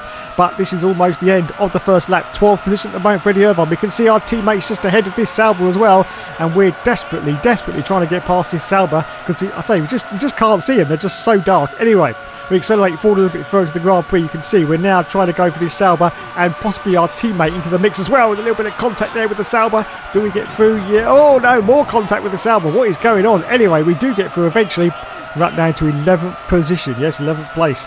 As we accelerate forward now a little bit later into the Grand Prix. Still 11th for Eddie Irvine. He now goes past the Sauber, and we've now got our teammate in front as we go into 10th place. Yes. See that very unusual sort of turn there at Silverstone? Yes, that's, as I say, is the original circuit design. Anyway, past our teammate we go now. Schumacher currently in the lead after 2 laps. Hill in second place. Herbert in third. David Coulthard in fourth. Berger in fifth. As we're now going for the McLaren. Do we get through? Oh, this is going to be tight. And we do get through. Up now into 8th position. Fantastic. As we accelerate forward now to a little bit later into the Grand Prix, we are in 8th position going for Mika Häkkinen in that McLaren car. We made contact with the Ferrari. Oh, we've taken his rear wing off. That's very unfortunate, and we're still making contact. Oh, we've lost our front wing. We have lost our front wing. We've made it up into 7th place, but the front wing has gone. This is not going to be... Oh, and the McLaren sneaks past as well. This is not going to be good because we are going to lose some downforce in the front of the car, which means that we're going to have some understeer and oversteer. We've only done 3 laps in the Grand Prix, so what are we going to do? Are we going to stay out or just come into for a very early pit stop? I'm not quite sure. I think Eddie Irvine's just going to stay out and see if he can juke it. Oh, this is unattainable. This is unattainable at the moment, though. There's just no control in the car because of the lack of the front wing. Anyway, Hill is currently in the lead. Schumacher in second place. Johnny Herbert in third. David Coulthard in 4th place. So let's see. And we have decided to stay out, it has to be said, for a few more laps at least, just so that we don't run out of tyres before the end of the Grand Prix. So we managed to get past... Oh, it's a Benetton! It's Benetton! Up into 5th place now with our Benetton. Passed successfully. Well, sort of, anyway. Sort of. And we're still chasing this car in front. I think it's a Ferrari. Anyway, we're going to come in for our stop now. Yes, we've done enough laps to ensure that the tyres will last till the end of the Grand Prix. So Hill currently in the lead, and we are now... we're down to 11th place now. Down to 11th position, and we haven't even made the stop yet. There's going to be a very long stop because we need a new front wing on the car. So here we go then. Yes, new front wing, new rear wing, new tyres, and fill it up with fuel as well. Now the front wing's going to take a long time because it's completely destroyed. Well, it didn't take very long at all actually, but there you go. Fantastic, lads. The rear wing will take even longer because that's very complicated to pull on. Yes, the mechanics are just supermen. They really are. But they managed to do that in only 19 seconds. Really jolly good show, chaps. Jolly good show indeed. And we've rejoined the race at Silverstone. We're Hill in the lead at the moment in, I think, 24th position. Something like that anyway. 24th place. Anyway, we have managed to make it back up into the sharp end of this championship race. And we are up into 9th place, going for a move now on the McLaren. Do we get past? No, there's contact. No, more contact. Watch that front wing, Eddie. Watch that front wing.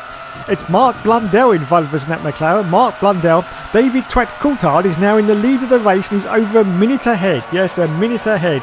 Oh dear, oh dear, oh dear. But Eddie Irvine is now in 7th. No, cars have come in 6th position now. We are back into the World championship points. But it doesn't look like it's going to be a very good race at Silverstone. I have to agree that it's not going to be that good. Anyway, 5th position now for Eddie Irvine.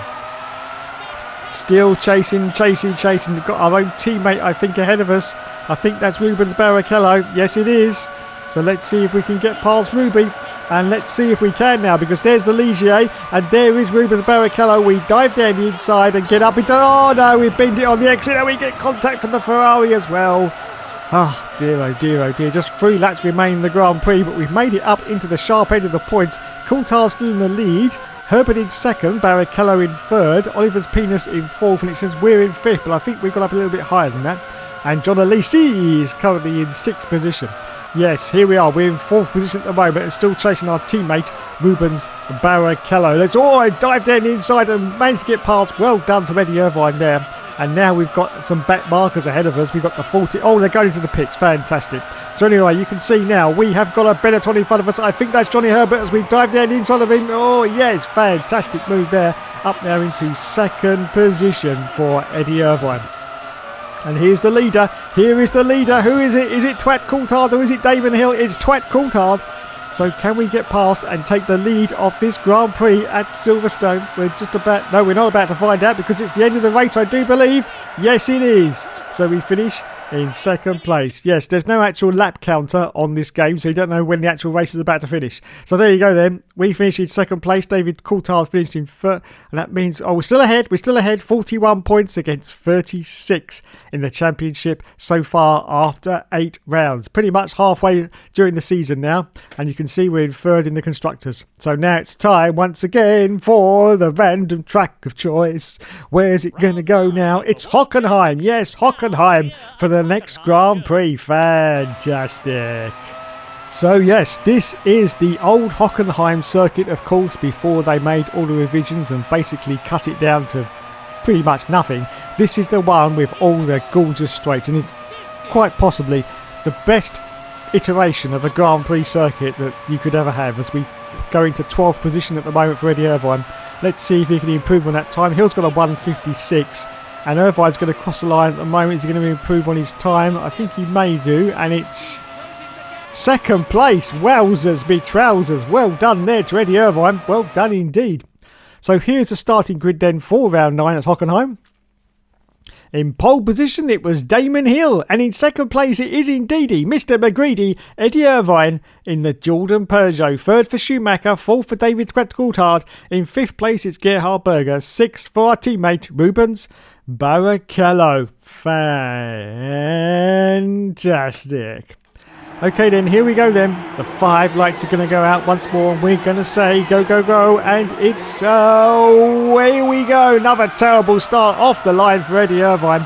We've been overtaken by 2 cars already. The Ferrari and we've got the Benetton as we're now going to go down this absolutely gorgeous straight at Hockenheim. It seems to go on forever. The circuit is basically just completely long straights broken up by a few chicanes, and that was the Hockenheim circuit in 1995. Absolutely beautiful. I can't understand why I didn't actually put some chicanes to break this circuit up in 95, after of course they did it to a lot of the other circuits. But anyway, we have got through to 2nd place and we are challenging now for the lead of the Grand Prix. Who is in the lead? Is that Damon Hill? Is that Damon Hill or is it David Twat Coulthard? I bet you it's Coulthard because he seems to be doing a lot better than Damon Hill is in this championship at the moment. I bet that is Coulthard. I just wish it would tell me. Someone please tell me who it is in front. It's not going to matter because as we go into the first chicane now, very, very tight and tortuous, and now it's time to pile on the beans once more. Pile on the beans and see if we can catch up to this Williams ahead as we go underneath the Hitachi sign. Yes, the Hitachi sign from 1995. Past all these trees. Look at all those trees. That's why they had to change the circuit, because they had to cut all these trees down. Some sort of, I don't know, environmental factors or something like that. Anyway, none of old bollocks, but there you go. And let's see now if we can catch up once again to the back of this Williams car. Who is it? Will you please tell me who it is? Is it Coulthard or is it Damon Hill? I don't know. I haven't got a bloody clue as we go underneath the Renault Laguna sign now, as we're about to complete the first lap of the Grand Prix. Yes, a very, very long lap, of course, at Hockenheim as we go past all the crowds in the grandstands. And it's Hill. It's Hill. It is Damon Hill in 1st position in the Williams Renault. The all-conquering Williams Renault of 1995. Well, almost all-conquering because it was beaten by the Benettons. But there you go. That's another story. We're still holding on at the moment to this 2nd position. just about to start lap 2. So here we go then. This time I think we've got the run on Damon Hill. Yes, we dive down the inside of Hill and we get past. Yes, we do. Fantastic. Up into the lead of the championship. Well, we're already in the lead of the championship, but the lead of the race, and probably going to improve our championship as we accelerate forward now to a little bit later into the Grand Prix. And as you can see, we're now going to make our stop. And oh, look at that. The Williams sneak passes as we come in. It's a very tortuous pit lane entrance here. As you can see, we bang wheels with the barrier because it's very, very tight and twisty trying to get into this pit lane. We're in 5th place at the moment. Other cars are going past. The Williams goes in for his stop, as you can see. I bet he gets out before we do because, of course, once again, we've got no damage to the car. I don't believe it. Just the tyres and the fuel. Well, this should be a quick stop. Hopefully we can get this under about 15 seconds. 15 seconds, lads. Come on. Oh, 13.9 in fact. Well done. And yes, the Williams did sneak past us, as I predicted. So there you go. We're going to rejoin, I do believe, in 10th position. 11th now because another car's gone past us. And David Coulthard is currently in the lead of this Grand Prix. Fantastic. But can we catch up to the car that's in front of us in 10th place? I'm not quite sure who that is. It looks like, is it a Tyrrell? I think it may be a Tyrrell. We'll have a look as it gets a little bit closer, but I think it's a Tyrrell.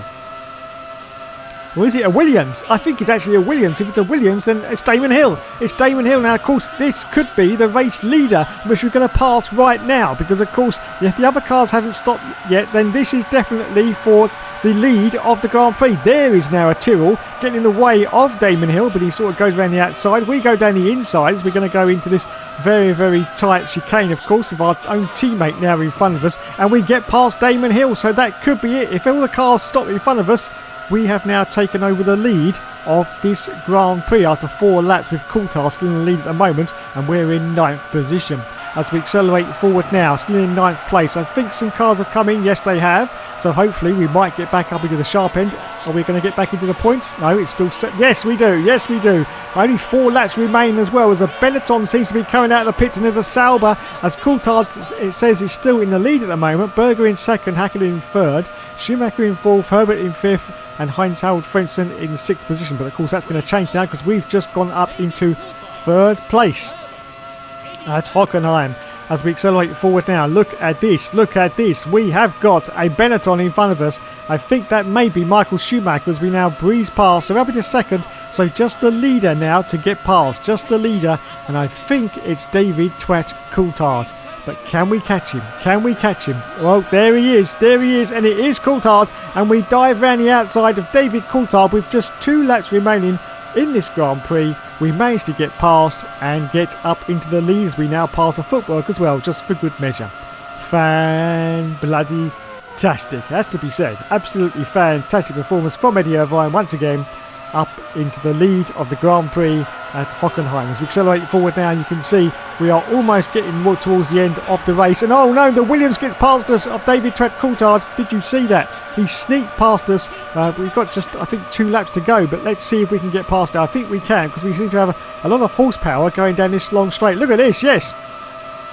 Up into the slipstream of David Coulthard, and we get past quite easily indeed. Fantastic. So that is it. I think that's the end of the race, and I think oh no, the Williams, you bugger, you absolute bugger. He jumped us on the sort of last corner there and got past, and we've only finished in 2nd place. Bugger. So there you go then.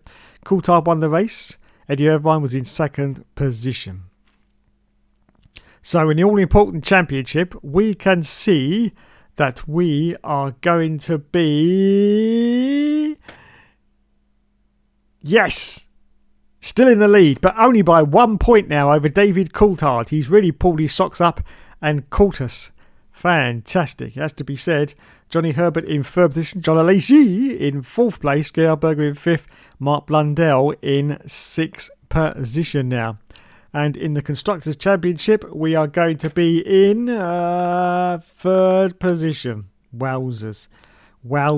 Okay, what's the next track on the random track generator that's going to be produced? Now, don't forget, of course, it's always possible that we could get the same circuit duplicated. Oh, it's Budapest for round 10. Budapest. Fantastic. So here we are then at Budapest. Very tight and twisty circuit for Eddie Irvine. Hill's got a 121 at the moment. Let's see. Oh, no, we're not going to beat that. Nowhere near it. Nowhere near it. Oh, and Eddie almost bins it there. So this is going to be a very bad time. Probably about 19th, is it? Oh, 22nd, in fact. Thank you very much. 22nd. So let's go a little bit later into the qualifying. As you can see, Eddie Irvine once again is trying to improve on his time, but not at the moment. But he crosses the line, and it's going to be 17th. So let's see where he ended up after all that. For Budapest for round 10. In first position, it's Damon Hill in the Williams Renault. Second place for David Twat-Coulthard. Third position for Michael Schumacher. Fourth place for Gerhard Berger. Fifth position for Mika Hakkinen. Sixth place for John Alesi. Seventh position for Martin Brundle. Eighth position for Johnny Herbert. In ninth place, it's Oliver's Penis. 10th position for Heinz Harold Frentzen. In 11th place, it's Luca Badoa. In 12th position, it's Mark Blundell. In 13th place, it's Barrichello, our teammate. In 14th place, it's Pedro Lamy. 15th for Eddie Irvine in the Jordan Peugeot. Oh dear, oh dear, oh dear. Anyway, here we go then. The 5 lights are going to go out once again. And it'll be time for us to say go, go, go. And it's away he goes from 16th place now. We've got some of the tail enders once again. We've got the Minardis. We've got, of course, Rubens Barrichello in front of us as we go into turn 1. This is going to get tight, very, very tight indeed. The Minardis sort of going on the outside of us. We're trying to look for a space, but there just isn't any space because there's like 3 abreast going to that turn. And we're now trying to get past one of the Ligiers. Yes, the Ligiers, the all-conquering Ligiers. Almost, anyway. They did pretty well in 1997 with Oliver's Penis. It has to be said, they were almost going to be one of the front-running teams, but unfortunately it just didn't go right for them and ended up pretty much towards the back of the field, towards the end of Ligier's sort of career in Formula 1, unfortunately. But anyway, at the moment in 95, they're doing very well indeed, as we're trying to get past them very, very tight on the corner there. Oh, we managed to get past. Yes, we do. So up into 12th position now. As you can see, we've got a McLaren in front of us. I think that might be Mark Blundell, not quite sure. Anyway, as I said, very, very tight and twisty at this circuit. Very, very tight and twisty indeed. And you can see lots of crowds are up on the hills. You see all those crowds? Look at those, all those little dots on the hills. Fantastic attention to detail as we go underneath the Shell sign. Don't forget, of course, this was made in 1995. 1995, this game. As we go underneath the Campari sign once again and complete lap 1. I think we got sneaked past by one of the cars there, I do believe. Yes, we've dropped down to 14th position now. It was one of the Tills, I do believe. Let's see if we can get past him. Yes, we can. So up into 13th place. Unlucky for some, but hopefully not for Eddie Irvine. He's still chasing this Ligier. Can he get past any inside? Yes, he can. So up into 12th position. Next target is, of course, this McLaren car, which I think now is Mark Blundell. He's got our own teammate in front of him. Very, very tight, as you can see. Anyway, a little bit later into the race, you can see that we're still chasing these cars in front of us. Oh no, there was contact there. And accidentally, we've taken our own teammate's rear wing off. We didn't intend to do that, but we got hit up the Jack Jones by, I think, a Ligier car. Anyway, he's going very, very slowly, so Ruben's going to come in for his pit stop early.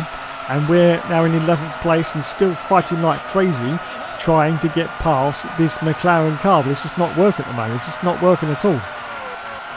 So let's see if we can get past him now. Let's see if we can. Just about to come round this final corner here. It is Mark Blundell in the McLaren. And we're just going to see if we can get past. Anyway, we've gone a little bit further to the race now. We've got a Ligier with no rear wing on it directly in front of us. We managed to get past that. Yes, well done. And David Coulthard is in the lead of this race after 3 laps. And we are still continuing onwards to see if we can get up into the sharp end of these World Championship points. Anyway, it's time for us to make our pit stop now. We've made it up into 9th place. But oh no, I don't believe it. He's done a David Coulthard in the pits and he's spun the car. He has spun the car, has Eddie Irvine, and he's got no front wing and no rear wing either. So this is going to take a very, very long time to repair the car. It's going to be another 18-second stop. So in he comes.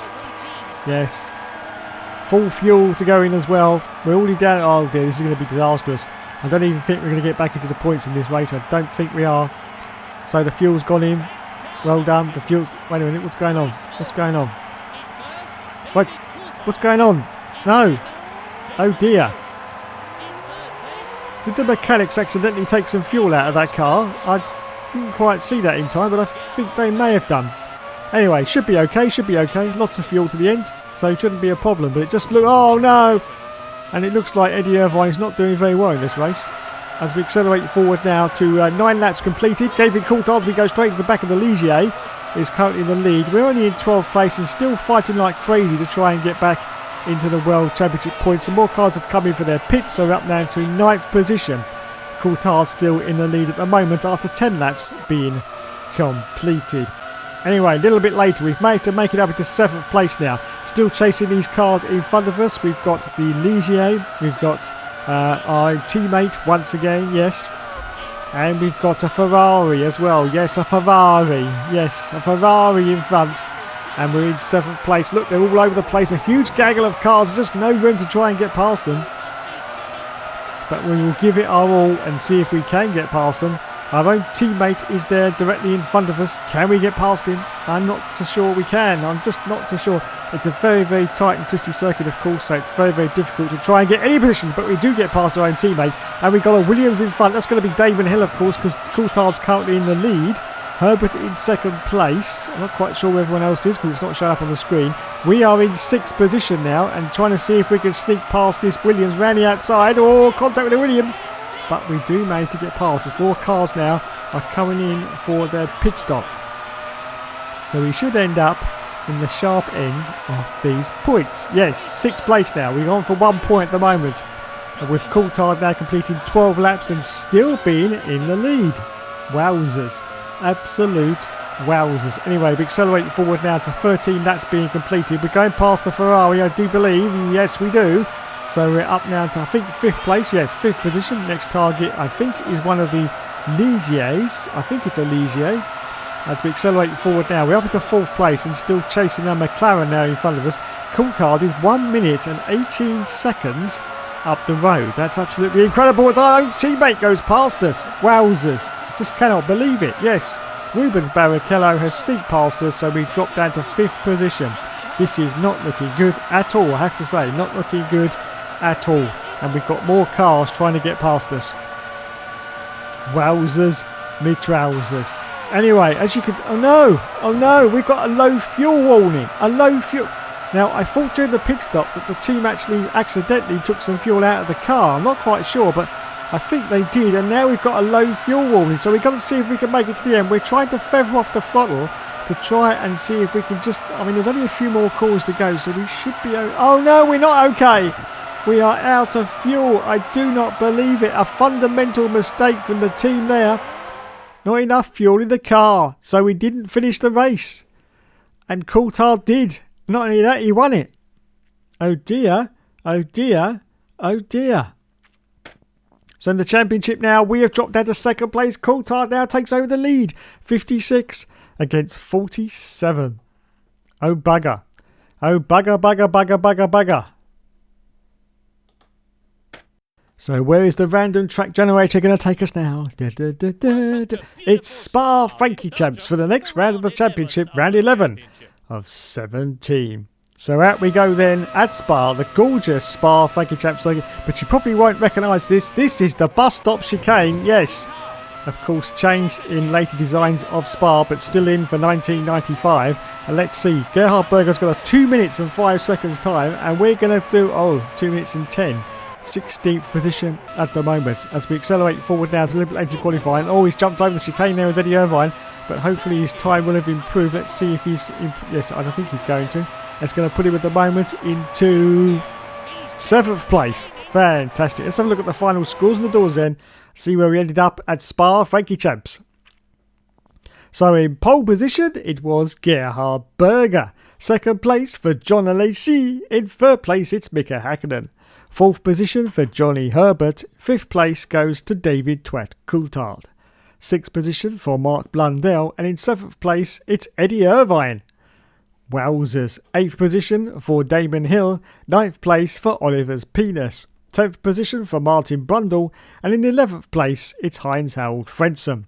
In 12th position, it's Mika Salo. And in 13th place, it's Rubens Barrichello, our own teammate, of course.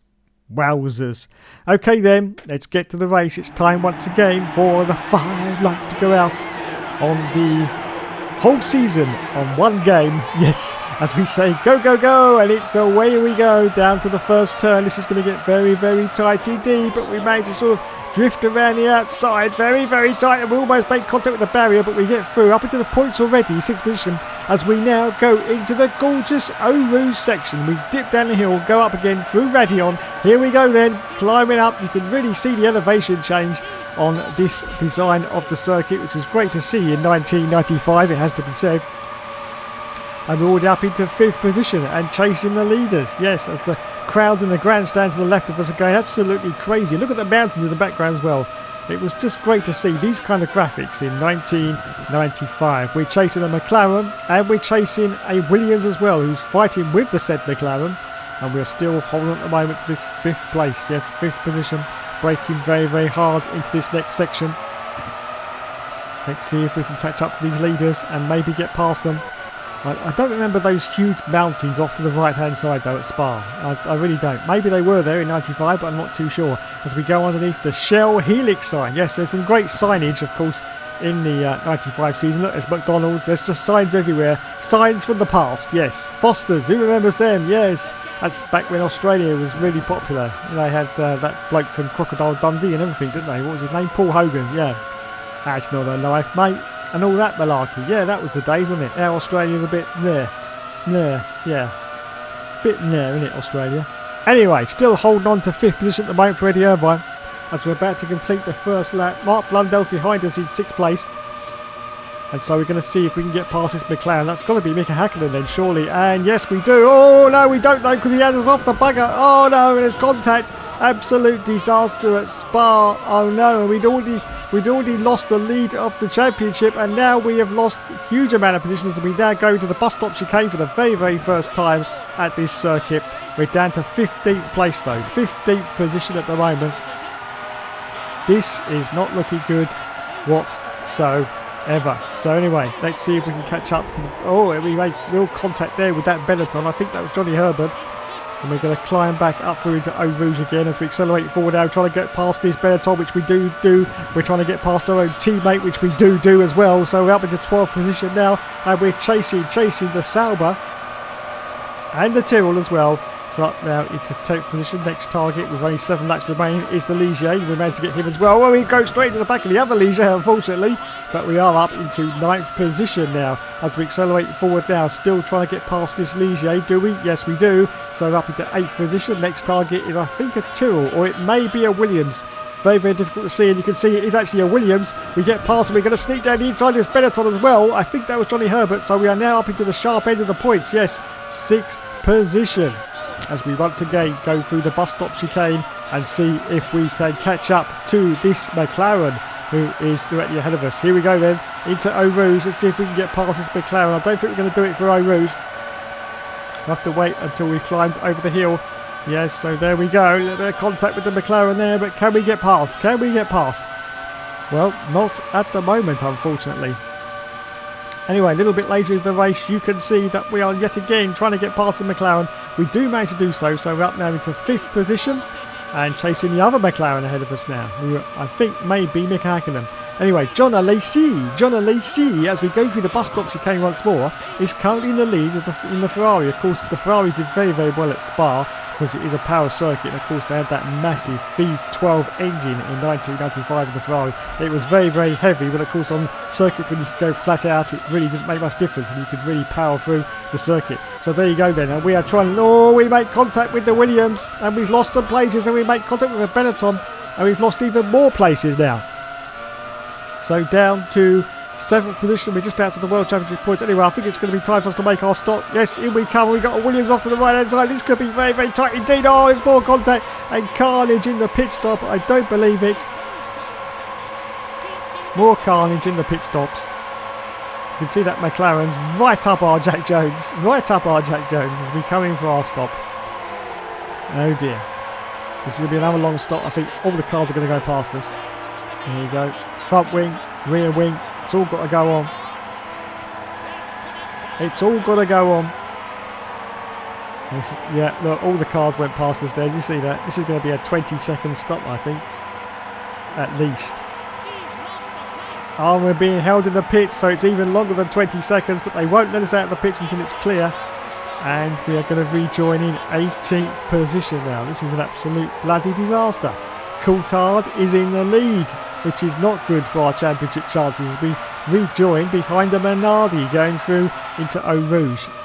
Anyway, we've managed to catch up to 10th position now, and we're now trying to get past this Ferrari into the bus stop. We get past the Ferrari and we get past the McLaren as well. This car's coming to the pits, so we might get back into the sharp end of this Grand Prix. We're just about to have a look as the Ferraris are now coming in as well. So yes, up into 5th position now, as you can see, for Eddie Irvine. And they're all trying to get past behind though. Up into 4th now, as we're now always Williams coming out of the pits. So we have done very well to get up into 4th position as we now try and see if we can get past his other Williams. And unfortunately we've taken his rear wing off. But we do get past up into 3rd, and I think that was a Sauber in 2nd. Yes, it is. So Eddie Irvine's now up into 2nd position in this Jordan Peugeot car. And chasing the leader, which has got to be a McLaren. I think it's got to be a McLaren. So that's got to be Hakkinen, surely. Anyway, it's all going Pete Tong through the chicane once again. We got bullied out of going through the chicane properly by the Williams. The McLaren's now coming to the pits, so we have gone up into the lead. Yes, up into the lead, which is exactly what we needed. For this race and for the championship as we accelerate forward now. 7 laps have been completed and we've binned it. I don't believe it. We were in the lead and we binned it. No, we've lost the lead. One of the Williams has gone past us. I think that may be David Coulthard, and we are down to 3rd position now. Yes, 3rd place for the race. Oh dear, oh dear, oh dear. But we will give it our all because we never give up and we never surrender, don't you know, don't you know. Let's see if we can get past this Ferrari. I think this is the last lap and we've binned it. Oh no. Oh God, that's it. That's it, ladies and gentlemen. We have completely binned it. That is not good whatsoever. And we've dropped down. I think, yes, we are still in the points though, luckily, yes, because cars are coming in. But I think this is the end of the race. I think it is. I'm not quite sure if we're going to cross the line. Is that going to be it? Yes, it is. Wow. Because cars were still coming on the last lap. We made it into 3rd place. John Alesi won the race in the end. Wowzers me trousers. So let's have a look at the championship standings then after those rounds and see where we are. So we are still in 2nd place. Coulthard still in the lead at the moment, 56 against R51. Johnny Herbert in 3rd place with 42 points. And we're 3rd in the constructors. Okay, it's time now for the random track generator. Where's it going to end us up with? It's Monza. Oh, I think this is a repeat of round 1, I do believe. Yes, we got Monza again in the championship. Oh my goodness. So anyway, let's see where we ended up in Monza. After qualifying, in 1st place it was David Coulthard. 2nd place for Eddie Irvine. 3rd for Michael Schumacher. 4th for Gerhard Berger. 5th place for Hill. 6th place for John Alesi. And 7th place for Barrichello. I will leave you once again in the very capable hands of the legend himself, Mr. Murray Walker.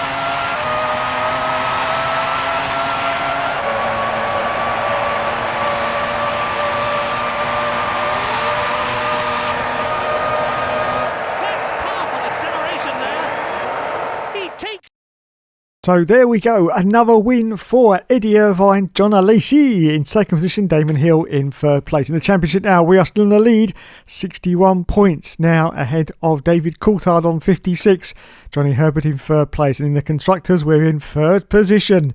Okay then, let's move on to the next round of the championship. Where is our random track generator going to take us this time? We're just about to find out. It's Estoril, yes, for round 13 of the championship. Yes, Estoril. Sounds like a sort of pill you need to take if you've got a headache, doesn't it? Yes, if you've got a serious headache, take Estoril. Or maybe it's something that women take when they get older. You know, that sort of pill. Yes. Anyway, let's have a look and see what time we're going to put in at the moment after our first run. 21st position. That's not good. Unfortunately, this is a circuit that is not familiar to a lot of people, including Eddie Irvine. Yes, very complicated selection of corners, and there's a very, very sort of peculiar stopping place where you have to sort of go to the left and then to the right. And I'll show you later anyway. At the moment, 20th place. So let's have a look and see where we're going to end up in the race at Estoril. First place went to David Twat Coulthard. Second position to Damon Hill. Third place for Michael Schumacher. Fourth for Gerhard Berger. In fifth position, it's Heinz Harold Fredson in the Sauber Ford. Sixth for Johnny Herbert in the Benetton. Seventh for John Alesi. Eighth position for Rubens Barrichello. In ninth place, it's Martin Brundle in the Ligier Mugen Honda. 10th for Oliver's Penis. 11th for Mark Blundell. And 12th for Mika Hakkinen. In 13th place, it's Bouillon. 14th for Mika Salo. 15th position is going to be Katayama. Where's Eddie Irvine? No, he's not there. That's Anui in 16th place. 17th for Pedro Lamy. 18th for Luca Badoa in the Minardi Ford. 19th for Maximilian Papis. 20th is Eddie Irvine in the Jordan Peugeot car. Oh dear, oh dear, oh dear. Anyway, it's time once again for the 5 lights to go out on this championship, and we say go go go, and it's away he goes. Another terrible start off the line. We've got lots of back markers ahead of us. We've got 2 footworks in the middle. We've got 2 Minardis either side of each other, so they're 3 abreast as we go into the first turn at Estoril. Let's see if we get through okay. Yes, we do. Actually, Eddie Irvine sort of backed out of that because he was expecting to get a little bit of contact there from these back markers. These 2 Minardis are all over the place, as we can see. Let's see if we can get past one of them. Yes, we do make contact with the other Minardi, but we get past, and yes, I'm into 18th position already. We've got 2 footworks ahead now. Well, I think it's, no, it's not footwork. Actually, that's a Tyrrell. So that's the footwork which has gone past. We've got a Sal we're trying to get past, and then we've got the other footwork ahead, and the Tyrrell's just gone past him, I do believe. 17th position now, though, for Eddie Irvine as he gets clobbered again by the footwork. He's lost a position. Down to 18th place, that was Maximilian Papis. Wowzers, me trousers. So down to 18th place for Eddie Irvine. As I say, this is a very complicated circuit. Very complicated indeed, as we try and get past this stealth Sauber, because it's so dark you can't see it on the circuit. But anyway, so here is the corner I'm on about. Here you go, you have to brake really, really hard, go off to the right hand side, get clobbered up the rear jacksie, and then you have to climb up this hill and then go right again. It's absolutely ludicrous, it really is. I don't know who invented that, possibly Herman Tilke, I don't know. Was he still alive in them days? I don't know. But anyway, Herman Tilke I think invented that. But yes, that is the rather unusual turn at Estoril as we now go past the lots of cars. Yes, lots of cars.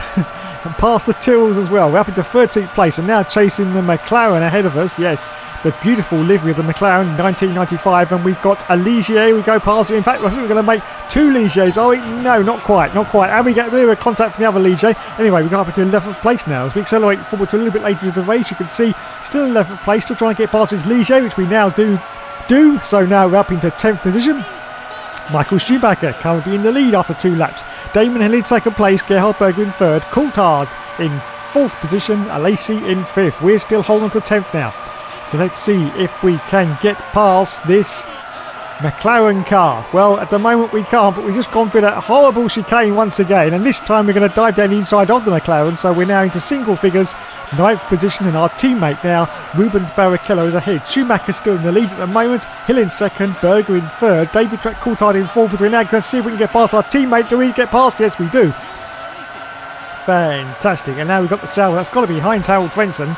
we get past him as well. So I think we're sort of up the sharp end of the points now. I'm not quite sure where we are. But anyway, Schumacher, there we are, 7th position. Thank you very much for the on-screen graphics. And so, as you can see, we're now going for a move on the Ferrari. It's either John Alesi or Gerhard Berger. And we get past whoever it is, and we're now up to the sharp end of the points. Well, the not so sharp end of the points. Just 1.6 position, of course, for the 1995 point system. Anyway, we have got a Benetton in front of us. Who is it? Who is it? Is it Johnny Herbert or is it Michael Schumacher? I don't know, but oh my goodness, no. We get clobbered up the Jaxi and we've lost our front wing, I do believe. We've made it up to 5th place, but the front wing has gone. We've only done 3 laps in the Grand Prix. Schumacher still in the lead, Hill in 2nd, Berger in 3rd, Coulthard in 4th position. But what are we going to do? Are we going to come in for an early stop or are we just going to hang it out with this front wing? I think as we go past the Williams, we're just going to hang on to it and just keep going for a few more laps before... No, actually, we're going to come in. We are going to come in for our stop, yes. Oh dear, this is risky. I don't know whether the tyres are going to last until the end now. But anyway, we come in for our stop. And now, of course, this was sensible from Eddie Irvine because this is such a tight and twisty circuit in places anyway that you really need a front wing on the car. So here you go then. Front wing and a rear wing is required. And we're going to fuel the car right up to the brim possibly because of course we've pitted early, so we might go right up to the top. Let's have a look, do we? No, just a little bit short of the top. Just waiting for the rear wing now, of course. Takes ages from our mechanics to get the rear wing sorted, and we're going to rejoin now in 22nd position. So let's see if we can catch up to the back of the field. Actually, we've gone down to 24th place now as we rejoin with Damon Hill in the lead of, it says 8 seconds, but that's factually incorrect because we've just done a 30-second plus pit stop. Anyway, we now go past 2 of the back markers already. I think that was the Tyrrells, I do believe. The Tyrrells, yeah. So we've made it up now into 9th position through past all the back markers, and some cars have come in for their pit stops as well. So we're trying to get past this Ligier now. We do manage to do that. Now we've got a Benetton and we've got a McLaren as well. Can we get past these? Can we get past them? I think we may be able to. We're up into 7th at the moment. We could get up into 6th if we manage to get past the McLaren, but he's not giving, but he has now. So more cars are coming. We're now up into 4th position now with 6 laps remaining of this Grand Prix at Estoril. As we accelerate forward now, as you can see, this is Damon Hill. I do believe we're doing a move on. Yes, we are. So we're now up onto a podium position. 3rd place at the moment for Eddie Irvine in the Jordan Peugeot, with just a few more laps remaining, I do believe, of this Grand Prix as we accelerate forward now. Now we're going for another one of the Williams. Who is that? Who is it? I think it's Damon Hill. I think it is. Herbert's currently in the lead, so we are right up there. Herbert in the lead, Hill in 2nd place, and Eddie Irvine in 3rd position with John. Oh, look at this. Oh, and he punts us off. I don't believe it. What's that? Team tactics there? I don't know, but we got punted off there by the other Benetton, who I think was coming out of the pits. I think that was Michael Schumacher. Oh, no, it's 1997 all over again. Anyway, let's get past that now as we accelerate forward now to 12 laps completed in the Grand Prix. Johnny Herbert is still in the lead at the moment. Hill is in 2nd. Irvine's in 3rd. We're going for a move now on Hill. And this, of course, is the leader of the race. It is Johnny Herbert. As more cars coming to the pits, are we going to get past? Yes, he got slowed down there by, I think it was the Tyrrell car. I'm not quite sure. Was that a Tyrrell? It may have been. But yes, up into the lead of the Grand Prix after 13 laps goes Eddie Irvine. Fantastic. And Johnny Herbert is in 2nd position. As we accelerate forward now, as we now come through this horrible chicane. We've got to watch out. Oh no, we've been punted off. We've been punted off by the Benetton. That's got to be Johnny Herbert, but we do manage to regain sort of some kind of composure, but we have lost some positions. I do believe we've dropped out to 3rd place quite possibly now behind Damon Hill. Yes, we have. And I think we're getting very close to the end of the Grand Prix. Oh no, on the curbs of doom have got us again. The curbs of doom have got us once again. We've dropped down to 4th position now, and I think that's the end of the race. So I think we're only going to finish in 4th. I think it's the end of the race anyway. Yes, it is the end of the race. Doesn't, of course, tell you in this game how many sort of laps you've got to do. But yes, that is the end of the Grand Prix. We finish in 4th position. So there you go. Johnny Herbert won the race. Damon Hill in 2nd. Hakkinen in 3rd. Eddie Irvine finished in 4th position. So in the championship now, we are still at the top. We're now 64 against 56 for David Twat Coulthard. Okay, on to the constructors now, and we're in 3rd place. So now it's time once again for the random track generator for round 14 of the championship. Where is it going to take us? Where is it going to take us? It's taking us to the Nürburgring. Sorry, round 14, not 15. I was getting too excited for myself there. So here we go then. And the Nürburgring is quite familiar to a lot of people because it has been in F1 games a lot recently as well. So, you know, it's not an unfamiliar circuit for us. Haven't seen it for a few years, of course. But let's see what time Eddie Irvine can put in as he's about to cross the line. And it's going to be 14th position at the moment. Wowzers. Well done. Anyway, on for our second qualifying run lap, and let's see what we're going to do as we're about to cross the line. Coulthard's got pole at the moment with a 1:26.7, and we are going to cross the line, and it's going to... Oh, bloody hell. 5th place. Fantastic. Well done to Eddie Irvine there. So let's have the starting grid then for the Nürburgring. Round 14 of the championship, not 15, Dave. David Coulthard is in pole position. Damon Hill in second place. Berger in third. Schumacher in fourth position. And 5th for Eddie Irvine in the Jordan Peugeot. 6th for John Alesi. 7th for Johnny Herbert. 8th position for Hans-Harold Frentzen. In 9th place, it's Mika Häkkinen. 10th position for Mark Blundell. Where is our teammate? Where is our teammate? There he is. Rubens Barrichello is in 11th place. Fantastic.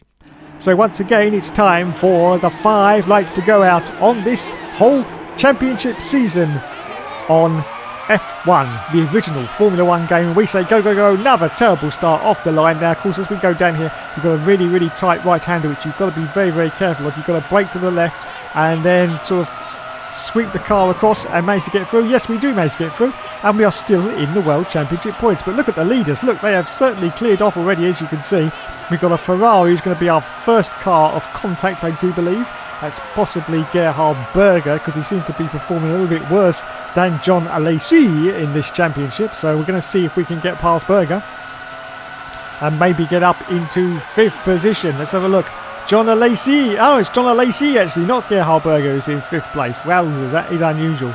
So here we go then. Can we catch up to the back of John Alesi, the Frenchman in the very, very heavy Ferrari, of course, V12 engine for 1995. We managed to dispatch him pretty quickly. We're going for a sort of fake move down the inside of the Benetton. That's either Johnny Herbert or Michael Schumacher. Once again, I'm going to bet that it's possibly Michael Schumacher, because he seems to be doing worse than Johnny Herbert at the moment in this championship. We will, of course, find out any minute now when it appears on screen and tells us exactly who it is ahead.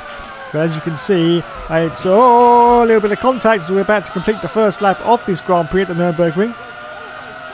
Can we get past? Can we get past the Benetton of whoever it is? Yes, it's either Schumacher or Johnny Herbert as we complete lap 1 of this Grand Prix. As we accelerate forward now, a little bit later into the Grand Prix, you can see we are now going for a move on this Benetton, and we get past, and possibly the Ferrari as well, off Gerhard Berger. No.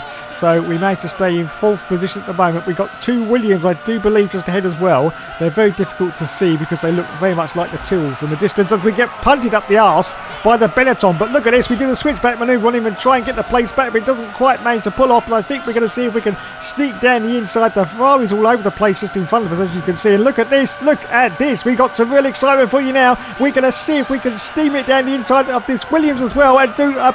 Oh my goodness, that was about 3 overtakes in one there. And I think we've made it up into, is it 3rd place now? Is it 3rd place? Well, we will find out. No, it's 2nd position now. 2nd position for Eddie Irvine. And there's the leader. There is the leader. It's the Williams. That's got to be David Trapp-Coulthard. Surely it's got to be David Trapp-Coulthard. It is David Trapp-Coulthard, who is currently very, very close to us in the championship right now. So we've got to see if we can get past David and take over the lead. Can we do it though, as we now go through this pretty easy chicane? This is pretty easy, this part of the Nürburgring circuit, and now we're going to see if we can sneak down the inside, and we do. Yes, so there you go, we are past David Trapp-Coulthard and into the lead of this Grand Prix. But don't forget, of course, we have still got to make our pit stop yet. Yes, so we accelerate forward now to a little bit later the Grand Prix. You're still holding on to 1st position, but you may notice we've lost our rear wing because we got punted up the arse a little bit earlier, and now we've got one of the cars gone past us as well, so we've lost the position. So what are we going to do? We're going to come in for our pit stop or just keep going? Now, as I've said earlier, in this game, the rear wing doesn't make any difference to the handling of your car, so you can just basically run around without it, so that's no problem. It's only the front wing that really makes a difference to your handling. Anyway, 5 laps have been completed now. It says Eddie Irvine is still in the lead, but he's really cocked up that last chicane. I think he's just going to call it quits now and come in for the pits. Yes, he does. So in for our pit stop, our one and only pit stop. Oh no, we're having a complete molly cluster in the pits again. I don't believe it. We're hitting the Ferrari all over the show. Of course, at that point, you've got no control of the car. It takes over the control for you. So there's not a lot you can do. We're still in 7th place at the moment. We're now coming for our usual very, very long pit stop, which is going to be at least 20 seconds. At least 20 seconds. Hopefully, we usually get down to about 18. But there's a lot of work to be done on the car. The rear wing, once again, has to be put back on by the lads. And look at this. There's lots of cars going past us. And we're getting held in the pits. I don't believe it once again. Look at this, the time, look, the clock has stopped on the pit stop, but we're still being held in the pits. And so out we go. That's got to be a 30-second pit stop. It's got to be a 30-second pit stop. So we're going to rejoin now in 17th position. Yes, 17th place. Not good at all. But can we catch up to the leaders? And the current leader is Mark Blundell. Well done to Mark indeed. Anyway, you can see we've managed to get up into 9th position now. We are challenging for 8th position. From the Sauber, which now goes into the pits just behind the Ferrari, so we should get into the World Championship point. Yes, we have, up into 6th position now. Wowzers, that's good going. And Johnny Herbert is currently in the lead. This is not good. There's a car coming out of the pits as well. It's one of the McLaren's car, and we get hit again. I'll tell you, it's ridiculous the amount of times you get hit up the Jack Jones in this game. It's like the other cars, they just cannot see you and they just plough straight into the back of you. It's absolutely amazing. Anyway, let's see if we can now get past this McLaren car. We have put in the fastest lap at the moment and we're holding on to 5th place. Yes, 5th position in this Grand Prix as we accelerate forward now. Now let's see if we can get past McLaren. Yes, we do. What about this Ligier as well? Are we going to get past the Ligier? The answer to that is going to be a resounding yes, we do. Through the final chicane before the start and finish line, and we are now up into 3rd place, still chasing the cars ahead. We've got another McLaren ahead, and then of course we're going to have Johnny Herbert. But look at this, he's 28 seconds up the road from us at the moment. Yes, 28 blooming seconds. Unbelievable scenes as we accelerate forward now to a little bit later into the race, and now we're going to see if we can get past the McLaren, which we have managed to do. So now we are up into 2nd position, still chasing the leader, but I don't think we've got any chance of catching him unless he hasn't made his pit stop yet. We will find out as we accelerate forward now. Look at this, we've got a Benetton in front of us, and unfortunately we've actually taken off his wing, and I think he hadn't come into the pits, and yes, we've gone up into the lead now of the Grand Prix. Whoever was in the lead, I think, has come in now, and so now we've gone into the lead with just a few more laps to go of this Grand Prix. Fantastic. We've got to be very careful that we don't get hit up with Jack Jones again by all these cars, because it's ridiculous. As we accelerate forward now, I think we're getting very close to the end of the race now. Just a few more laps to go. We've got a McLaren right up our Jack Jones. We've got to be very careful here because we're going to brake, and I don't think the cars behind are going to brake. No. And they're going to have us off if we're not very, very careful indeed. Let's have a look now. Oh, we go wide though. We go wide. We were too cautious there, trying to watch out for the cars behind us, and we've been spun round. We've lost it. Oh, but Jesus. So Eddie Irvine has lost the lead, and I think he's dropped down to about 6th place, is it? No, it's only 4th. We're okay. It's only 4th position. Damon Hill is currently in the lead of this Grand Prix. We're going to see if we can get past this Ferrari, this very, very heavy V12 Ferrari in 1995. Yes, we do. So we're back into 3rd place. Just the 2 leaders ahead of us now, the McLaren of whoever, and of course the Williams car as well. But can we get past them before the end of this Grand Prix? Just about to find out now. As you can see, we get past the McLaren, so we're back into 2nd place. We've just got the leader now to get past, and it's one of the Williams. But once again, we've got to be very, very careful we don't get punted up the Jack Jones. So we're going to see if we can sort of, drift off to the left, brake, and then, oh, it didn't work. Once again, we've been punted. We've almost gone off there, but we've managed to hold it together and in fact keep the cars behind us. We've lost our rear wing, but thankfully that makes no difference to our handling, so that's good. But yes, that is just incredible. And I think we've got to do one more lap of that as well to actually go, oh no, what's going on? We've lost some positions there.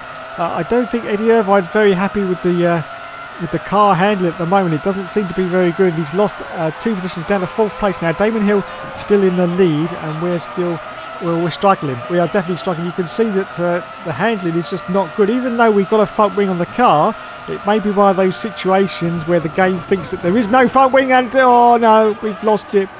We've binned it again, everyone. We have binned it again. We rejoin I think we're down to 6th place now, possibly, or maybe even outside of the World Championship points. Oh, we are outside. Look at that. 7th position. It's all gone Pete Tong. All gone Pete Tong in this race. We're down to 7th place now. This is not looking good for any points whatsoever. We've just got, I think, one more lap to go, or maybe this is the end. I'm not quite sure. In fact, I think this is the end of the Grand Prix, so we've got to see if we can steam it up the inside of the... Oh, no, we're taking our front wing off. This is disaster. No, it didn't work. He tried to get past the Sauber, but unfortunately he's now lost his front wing, and we, I think, are about to finish the race. I think this is the end. Yes, it's going to be the end. As you can see, Eddie Irvine limps across the line in 7th place. Oh, dear, oh, dear, oh, dear. So no points for Eddie. First place for Damon. Alesi in 2nd. Mark Blundell in 3rd. And in the championship now, we are still in the lead with 64 points over 56 for David Coulthard. Johnny Herbert is now in 3rd position. And in the constructors, we are still in 3rd place. So where is the random track generator going to take us now for round 15 of the championship? I was getting too eager earlier. Yes, now we're going to go into round 15. Of course, it could be a duplicate track because this has happened already with Monza, or it could be another one of the 17 races in the calendar. And it's going to be round 15, Aida. Wow, Aida, another track that possibly you youngsters don't even know about. Yes, don't even know about. Anyway, let's have a look. This is another track which is quite complicated, has to be said. Let's have a look and see what time we can put in on our first qualifying run, and it's going to be, oh dear, 20th position. So let's go out for the second qualifying run and see what we're going to do on this. At the moment, Coulthard's got pole, and we're going to cross the line. It's going to be, oh dear, 20th place. Let's have a look at the final finishing order then and see where we ended up. So in first position, it's David Twat Coulthard. Second place for Damon Hill. Third for Michael Schumacher. Fourth place for John Alesi. Fifth position for Gerhard Berger. Sixth place for Johnny Herbert. In seventh position, it's Heinz Harald Frentzen. In eighth place, it's Oliver's Penis. In ninth position, it's Rubens Barrichello. 10th place for Mark Blundell. 11th for Magnussen. Wowzers. 12th for Suzuki. And 13th for Pedro Lamy. 14th for Bouillon. Where the hell is Eddie Irvine? 15th for Luca Badoa. 16th for Ukio Katayama. 17th for Mika Salo. 18th for Eddie Irvine. There he is, bringing up the rear. Of course, another track that we're not very familiar with. So it's time once again for those red lights to go out, and we say go, go, bloody go, and it's away he goes. Once again, we've got a field of back markers ahead of us. Two Tyrrells, we've got Bernardis in the mix, we've got Salbers, it's contact, we go to turn one. Oh, we're taking off the rear wing of, I think it's a Tyrrell car, and one of the footworks has just managed to sneak past us. So we're in an 18th position at the moment. Yes, this circuit is, well, what can you say really? It's weird. It's a little bit weird. There's lots of turns and not very good ones, and some very tight ones that you can see that the other cars can't even get through. Yes, so it's a pretty weird circuit, but yeah, that's what we had in 1995, so we just went with it. It's just taking off the rear wing of another Tyrrell there. So anyway, we continue on. We've got a Minardi in front. Are we going to see if we can sneak down the middle? Nope. So let's look at the backgrounds though. Look at those high, I don't know if they're supposed to be mountains, but they look like grass covered verges. I don't know. Look at them, look. Huge grass-covered verges up there. I don't know if they're actually there in real life or not. But anyway, I think is this the end of lap one? No. We're just going past some buildings though, so we're getting close to the end of the lap. But yeah, it's a very curious circuit, this one at Aida. Aida, yes, very curious circuit. As we're desperately trying to get past this footwork, as we are trying to get past, we've unfortunately already, and we haven't even completed lap one yet, lost our front wing. This is not going to be good. What are we going to do? Are we going to keep going? No, we're going to keep going, obviously, because otherwise our tyres won't last until the end. But now we're going to say, oh, we're playing ping pong, trying to get past this footwork, which once again we've taken the rear wing off him. And, well, we got no front wing on the car, so it's a little bit difficult to steer at the moment with the understeer and the oversteer that you get when you haven't got a front wing on the car. We're getting pummeled in the side pod by this footwork. Please, will you stop? Oh, God, this is going to get very bad indeed. Of course, the advantage of having no front wing is you can't actually have any more damage to the car. Yeah, so you can really just sort of pummel into the other cars. As we accelerate forward down to a little bit later in the lap, you can see that we are still chasing the cars ahead. We've got a McLaren ahead of us now. And are we going to come in for an early pit stop? Yes, we are going to come in for an early pit stop. We've got up to 11th place. I think about 2 or 3 laps may have been completed by now. But anyway, so here we go for our stop. One and only stop, of course. And the front wing's going to go on, the rear wing, and of course we're going to top up the fuel as well. Right up as far as it goes. As far as it goes. Thank you very much. Yes, well done, lads. Well done indeed. This is going to be an 18-second stop. Yes, it is. Look at that, 18.4. We're going to rejoin the field in 18th position at the moment. Fan-bloody-tastic, as they say. Yes, so there you go then. We're actually rejoining in 19th place with 11 laps still left of this Grand Prix. So I hope the tyres hold up as we accelerate forward now. Well, we've made it up into 7th place because a lot of the back markers have come in for their pit stops, and we've just gone past, I think that was a Sauber just coming out of the pits there. So we've made it up now into 6th position. So we're up into the sharp end of the points, and David Twat Coulthard is currently in the lead of this Grand Prix. Hill in 2nd, Herbert in 3rd, Berger in 4th, Frentzen in 5th, and Magnussen in 6th position as we are chasing this McLaren ahead. And now he's got a Ferrari ahead of him. More cars have come in for their pit stops, and so we've made it up now to 5th position now and still chasing this McLaren.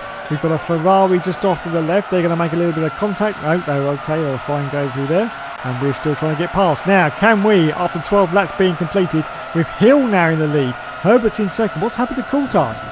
I don't know what's happened to Coulthard, but he is not in the top 6. This is disastrous for David Coulthard. And look at this, we've got cars behind us trying to get past, including our own teammate as well, which does manage to get past. And look at this though, we're going past the Tyrrell. Now we're going to re-overtake the position from our teammate, Rubens Barrichello.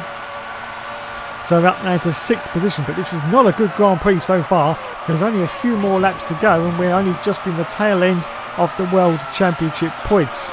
And there is a Tyrrell in front of us. And can we get past this Tyrrell now? We're going to sneak down the inside. Oh, a little bit of contact there with the Tyrrell.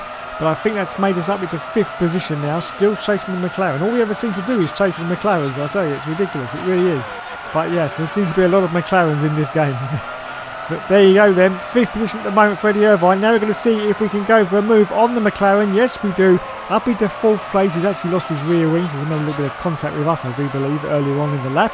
And we're now chasing the Ferrari as we accelerate forward now. Still chasing the Ferrari. 15 laps of big. Oh no! The curbs of doom have got us again. I don't believe it. These bloody curbs are ridiculous.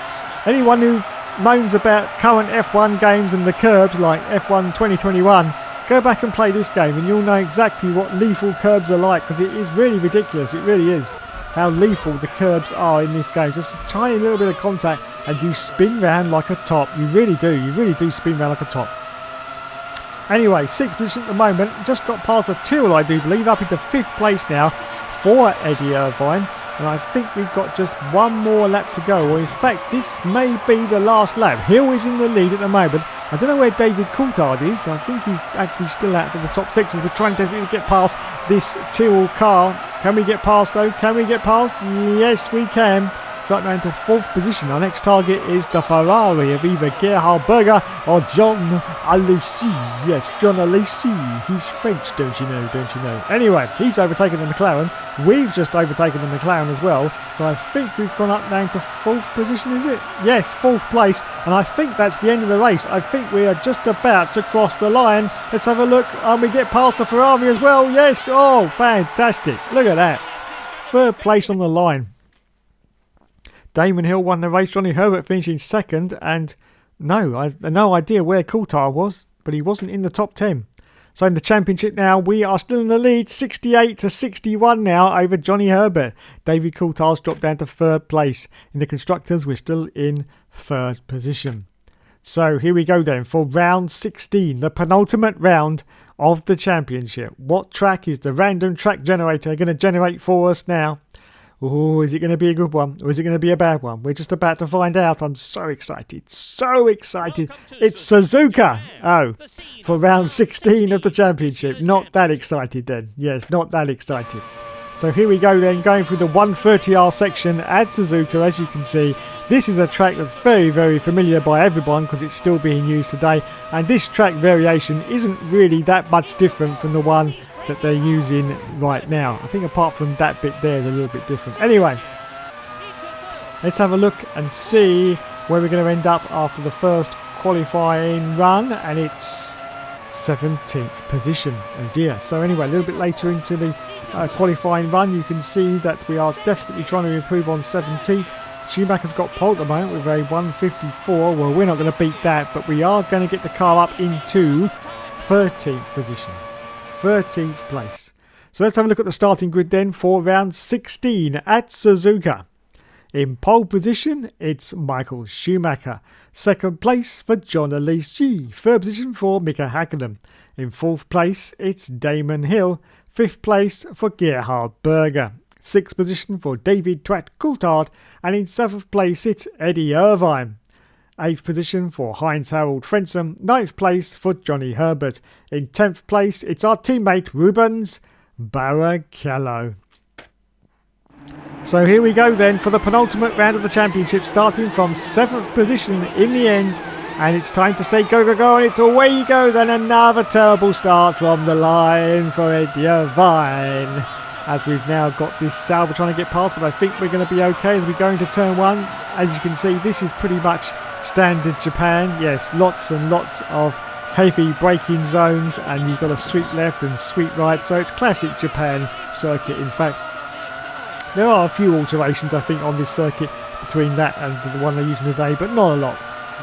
And of course, it is still a figure of 8 circuit, the only figure of 8 circuit in Formula 1 where you actually loop over the top at a certain point in the race and you go underneath a bridge, which is actually the other part of the track a little bit early on. We're just about to come to that bridge right now, in fact, as you can see. And there is the bridge, which you're going to drive over in a little while. Yes, so there you go then. 5th place now. We've got past a few cars and we're going to go very, very deep into this corner. Very, very deep indeed. But now we've got up into 4th position. And guess what car we're chasing right now, everyone? Guess what car we're chasing right now? Yes, you've guessed it. It is indeedy Mr. McGreedy. It's a McLaren. Yes, a McLaren. I don't know who it is because they made quite a few driver changes towards the end of the season, as you've probably worked out. I think not Kevin Magnussen, Jan Magnussen, of course, which was his dad, was actually driving the McLaren later on towards the end of the season. So I can't work out the driver change at the moment, who's driving that McLaren. But there's quite a few people in that McLaren in 1995, I have to say. And thankfully, because this game was made so late, they managed to put in all those details into this game. It's great to see all the substitute drivers and everything. Oh my goodness, look at that. One of the sneaky Williams Renaults has just actually gone past us there as we braked into that chicane. That's unbelievable scenes. And we dropped down to 5th position there. 5th place at the moment, but still chasing the cars in front. And hopefully get up into some serious end of the points pretty soon. As we accelerate forward now to a little bit later into the Grand Prix. We're in 5th and we're going for a double overtake. Oh, we're taking the rear wing off the Williams, unfortunately, but we have got up into 3rd place, which means those 2 cars ahead of us must be the leaders. Yes, the leaders. Coulthard is in 6th position at the moment. As we accelerate forward now, it's John Alesi in the lead, and we're going to pummel past the Benetton there. Almost got past the Ferrari of John Alesi as well, but I think we're going to go for it now. No, we didn't quite manage to pull that off. So we're holding on to 2nd place at the moment as we cross the line to start another lap. Just look at the glorious graphics for 1995. Don't laugh, everyone. This was cutting edge in 1995, and this is what we had. So this is what we had. And I have to say that it still holds up today. In fact, this game still holds up today, as we're now going to see if we can actually get past John Alesi and up into the lead of the Grand Prix. And the answer to that is yes, we bloody well can. As we accelerate forward now, 4 laps have been completed and we're in the lead of the race. Berger in 2nd, Alesi in 3rd, Schumacher in 4th, and we are still holding on to the lead of the race. Fantastic. As we accelerate forward now to 5 laps being completed, we are still in the lead, but I think we're going to come in for our pit stop now. Yes, here we go. Now, have we got much damage to the car? I didn't see much contact in the early stages of the race, so have we got any damage? Well, of course we got damage. We always get damage, but is it going to be enough to replace all the parts on the car? Let's have a look and see if we're going to do it or not.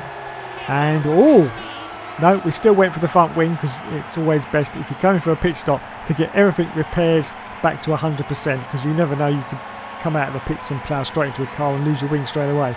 So it's always best if you come in for a pit stop to get everything repaired so you've got a fully tuned up car when you rejoin the field. And we're only dropped out of 6th position as we come out of the pits. Oh, 7th place now, but that's still pretty decent, has to be said. Pretty decent indeed.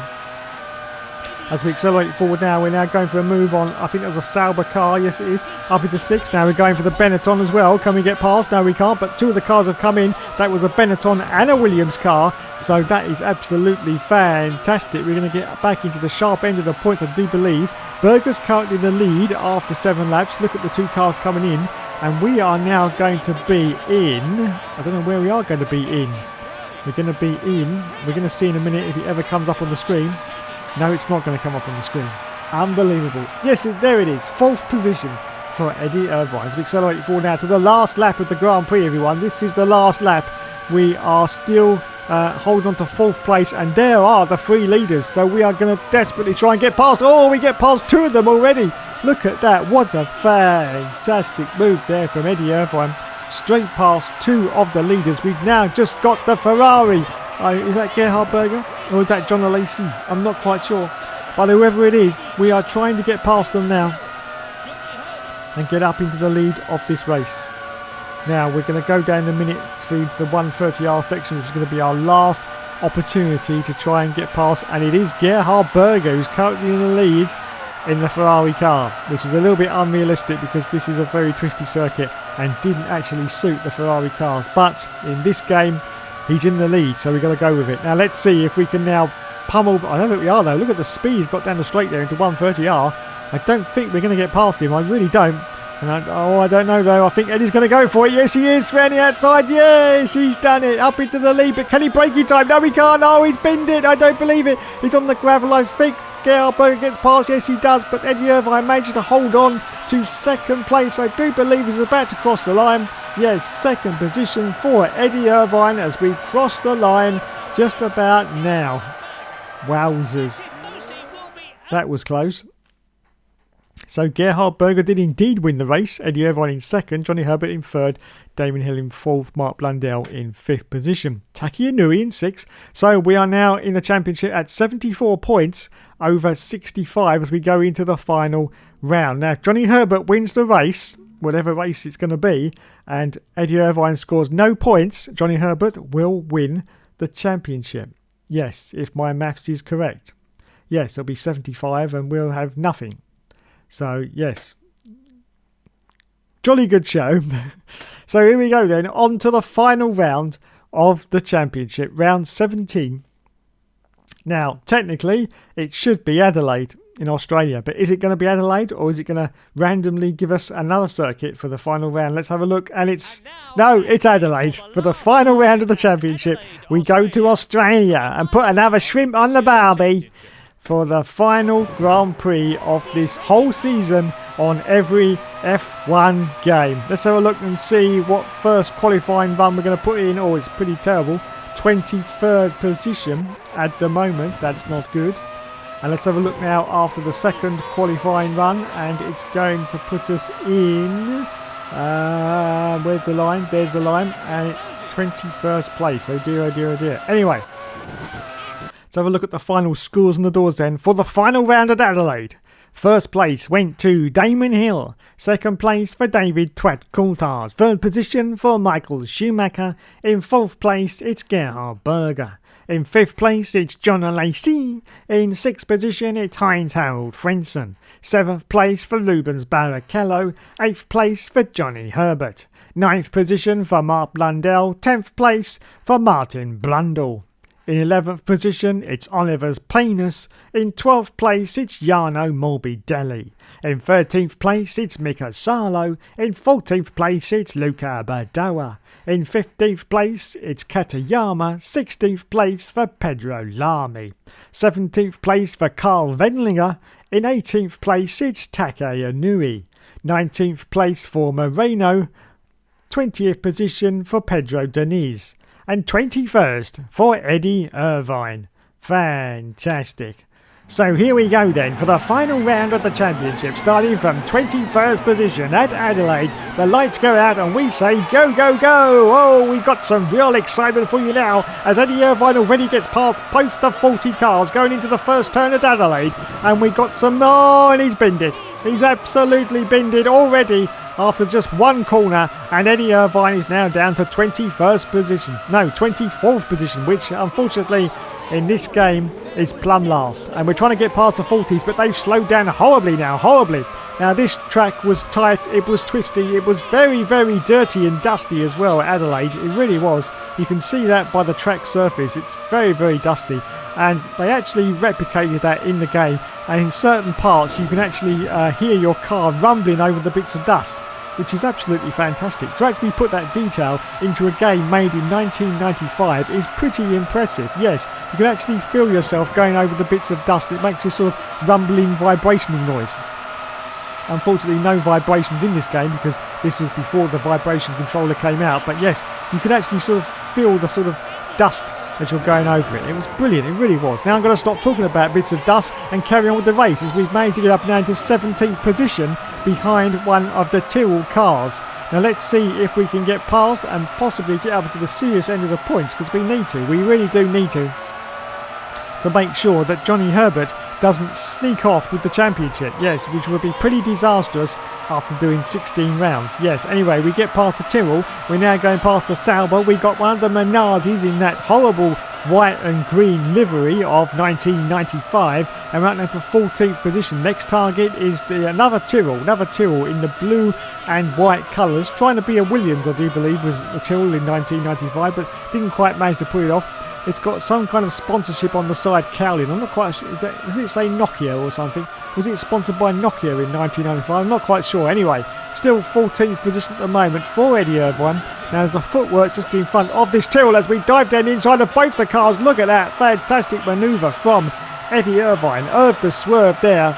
Brilliant. Look at the buildings jumping out of nowhere in front of us. We just love that bit as well. And here are both the Ligiers in front of us. Look at that. We get past those up into 10th position. Now we've got so much speed down this straight. It's unbelievable. Look how many cars we're going to pass. Now we've got the Sauber as well. So we're up now into the sharp end of the championship. As you can see, 9th position. And we are now behind one of the Benettons. Now, we have rules, and those rules are if we get anywhere near the Benetton car, it doesn't matter which one it is because we won't know if it's Schumacher or it's Johnny Herbert until we actually pass them or it tells us on screen. We must not touch these Benetton cars, otherwise we forfeit the championship. Okay, so we must make no contact with these Benetton cars whatsoever. So this is going to be very, very difficult. We're actually hanging back, as you can see, to avoid any contact with the Benetton car. The moment Coulthard's in the lead, Hill's in second place, Michael Schumacher's in third, Berger's in fourth, Alesi is in fifth, and Barrichello, our teammate, is in sixth position. We're still holding on to this 9th place, still trying to get past, but as I say, we've got to do it cleanly, because if we take their rear wing off, I'm saying we as in Johnny Herbert's rear wing, then that is not going to be conducive to winning this championship properly, because basically they'll have to come in for a pit stop and it'll all be over for them. So we've got to win this fair and square. So we've got to make no contact as we go very, very wide on the Benetton there to make sure that we don't make any contact as we pass about 3 cars in one, including our own teammate, and up now into 6th position. Yes, 6th place for Eddie Irvine. He's now going for the Ferrari. That's either Berger or Alesi. Of course, there's no rules for the Ferraris. We can just whack them willy-nilly. So yes, we got past them, and as you can see, we've accelerated forward now a little bit later in the race, and we've now caught up to now. This is Michael Schumacher, the other Benetton.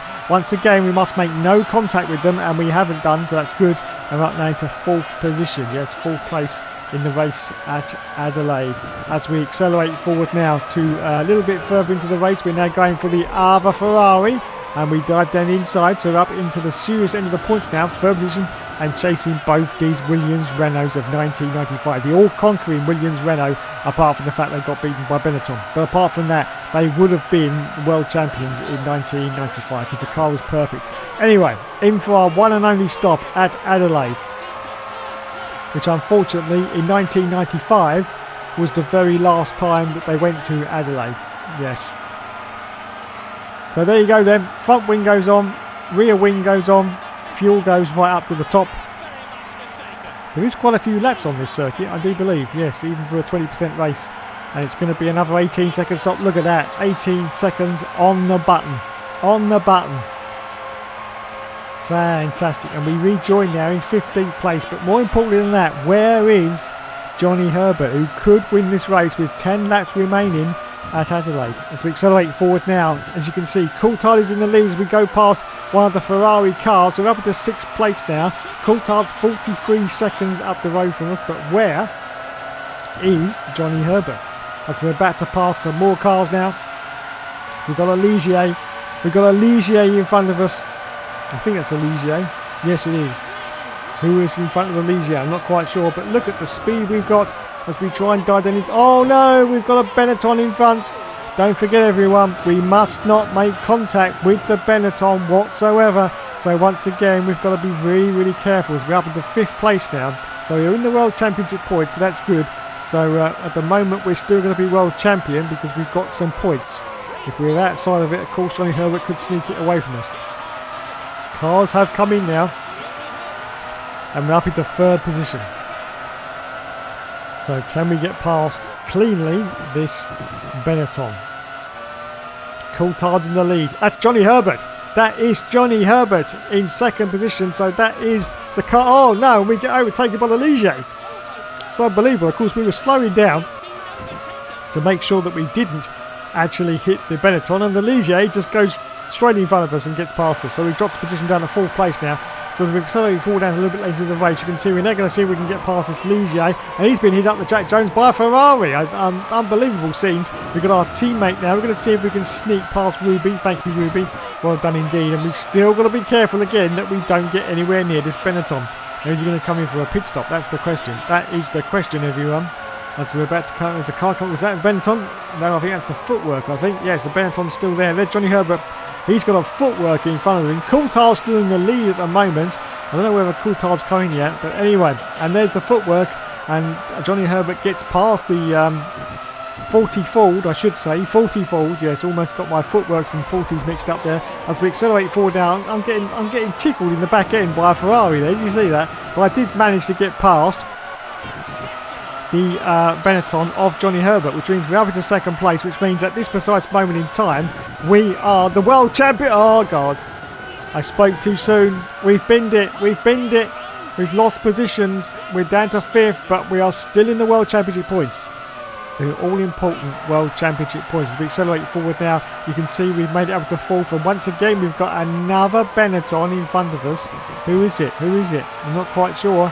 I think it's Johnny. Is it Johnny Herbert again? Is it Johnny Herbert? I think it was, and that was the end of the race, and we finished in 3rd place. Oh my goodness. Fantastic. So yes, we won the championship. I was confused there what was going on, but yes, we have won the championship. David Coulthard won the race, and we did it. Look at that. 10 points in the end over Johnny Herbert. Wow, what a great season that was. I thoroughly enjoyed that. Coulthard finished in 3rd, John Alesi in 4th, Damon Hill finished in 5th place. And the constructors, we finished in 3rd position. So there you go then. Championship has been completed. Wowzers. What's that been? I don't know. 2.5 hours, something like that anyway. We've done the whole championship. 25% races. Now, of course, that was a lot longer than 2.5 hours.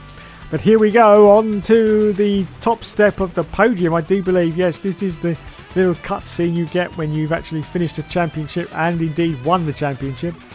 So there you go. Yeah, alright, it doesn't look too good for 1995. What do you expect?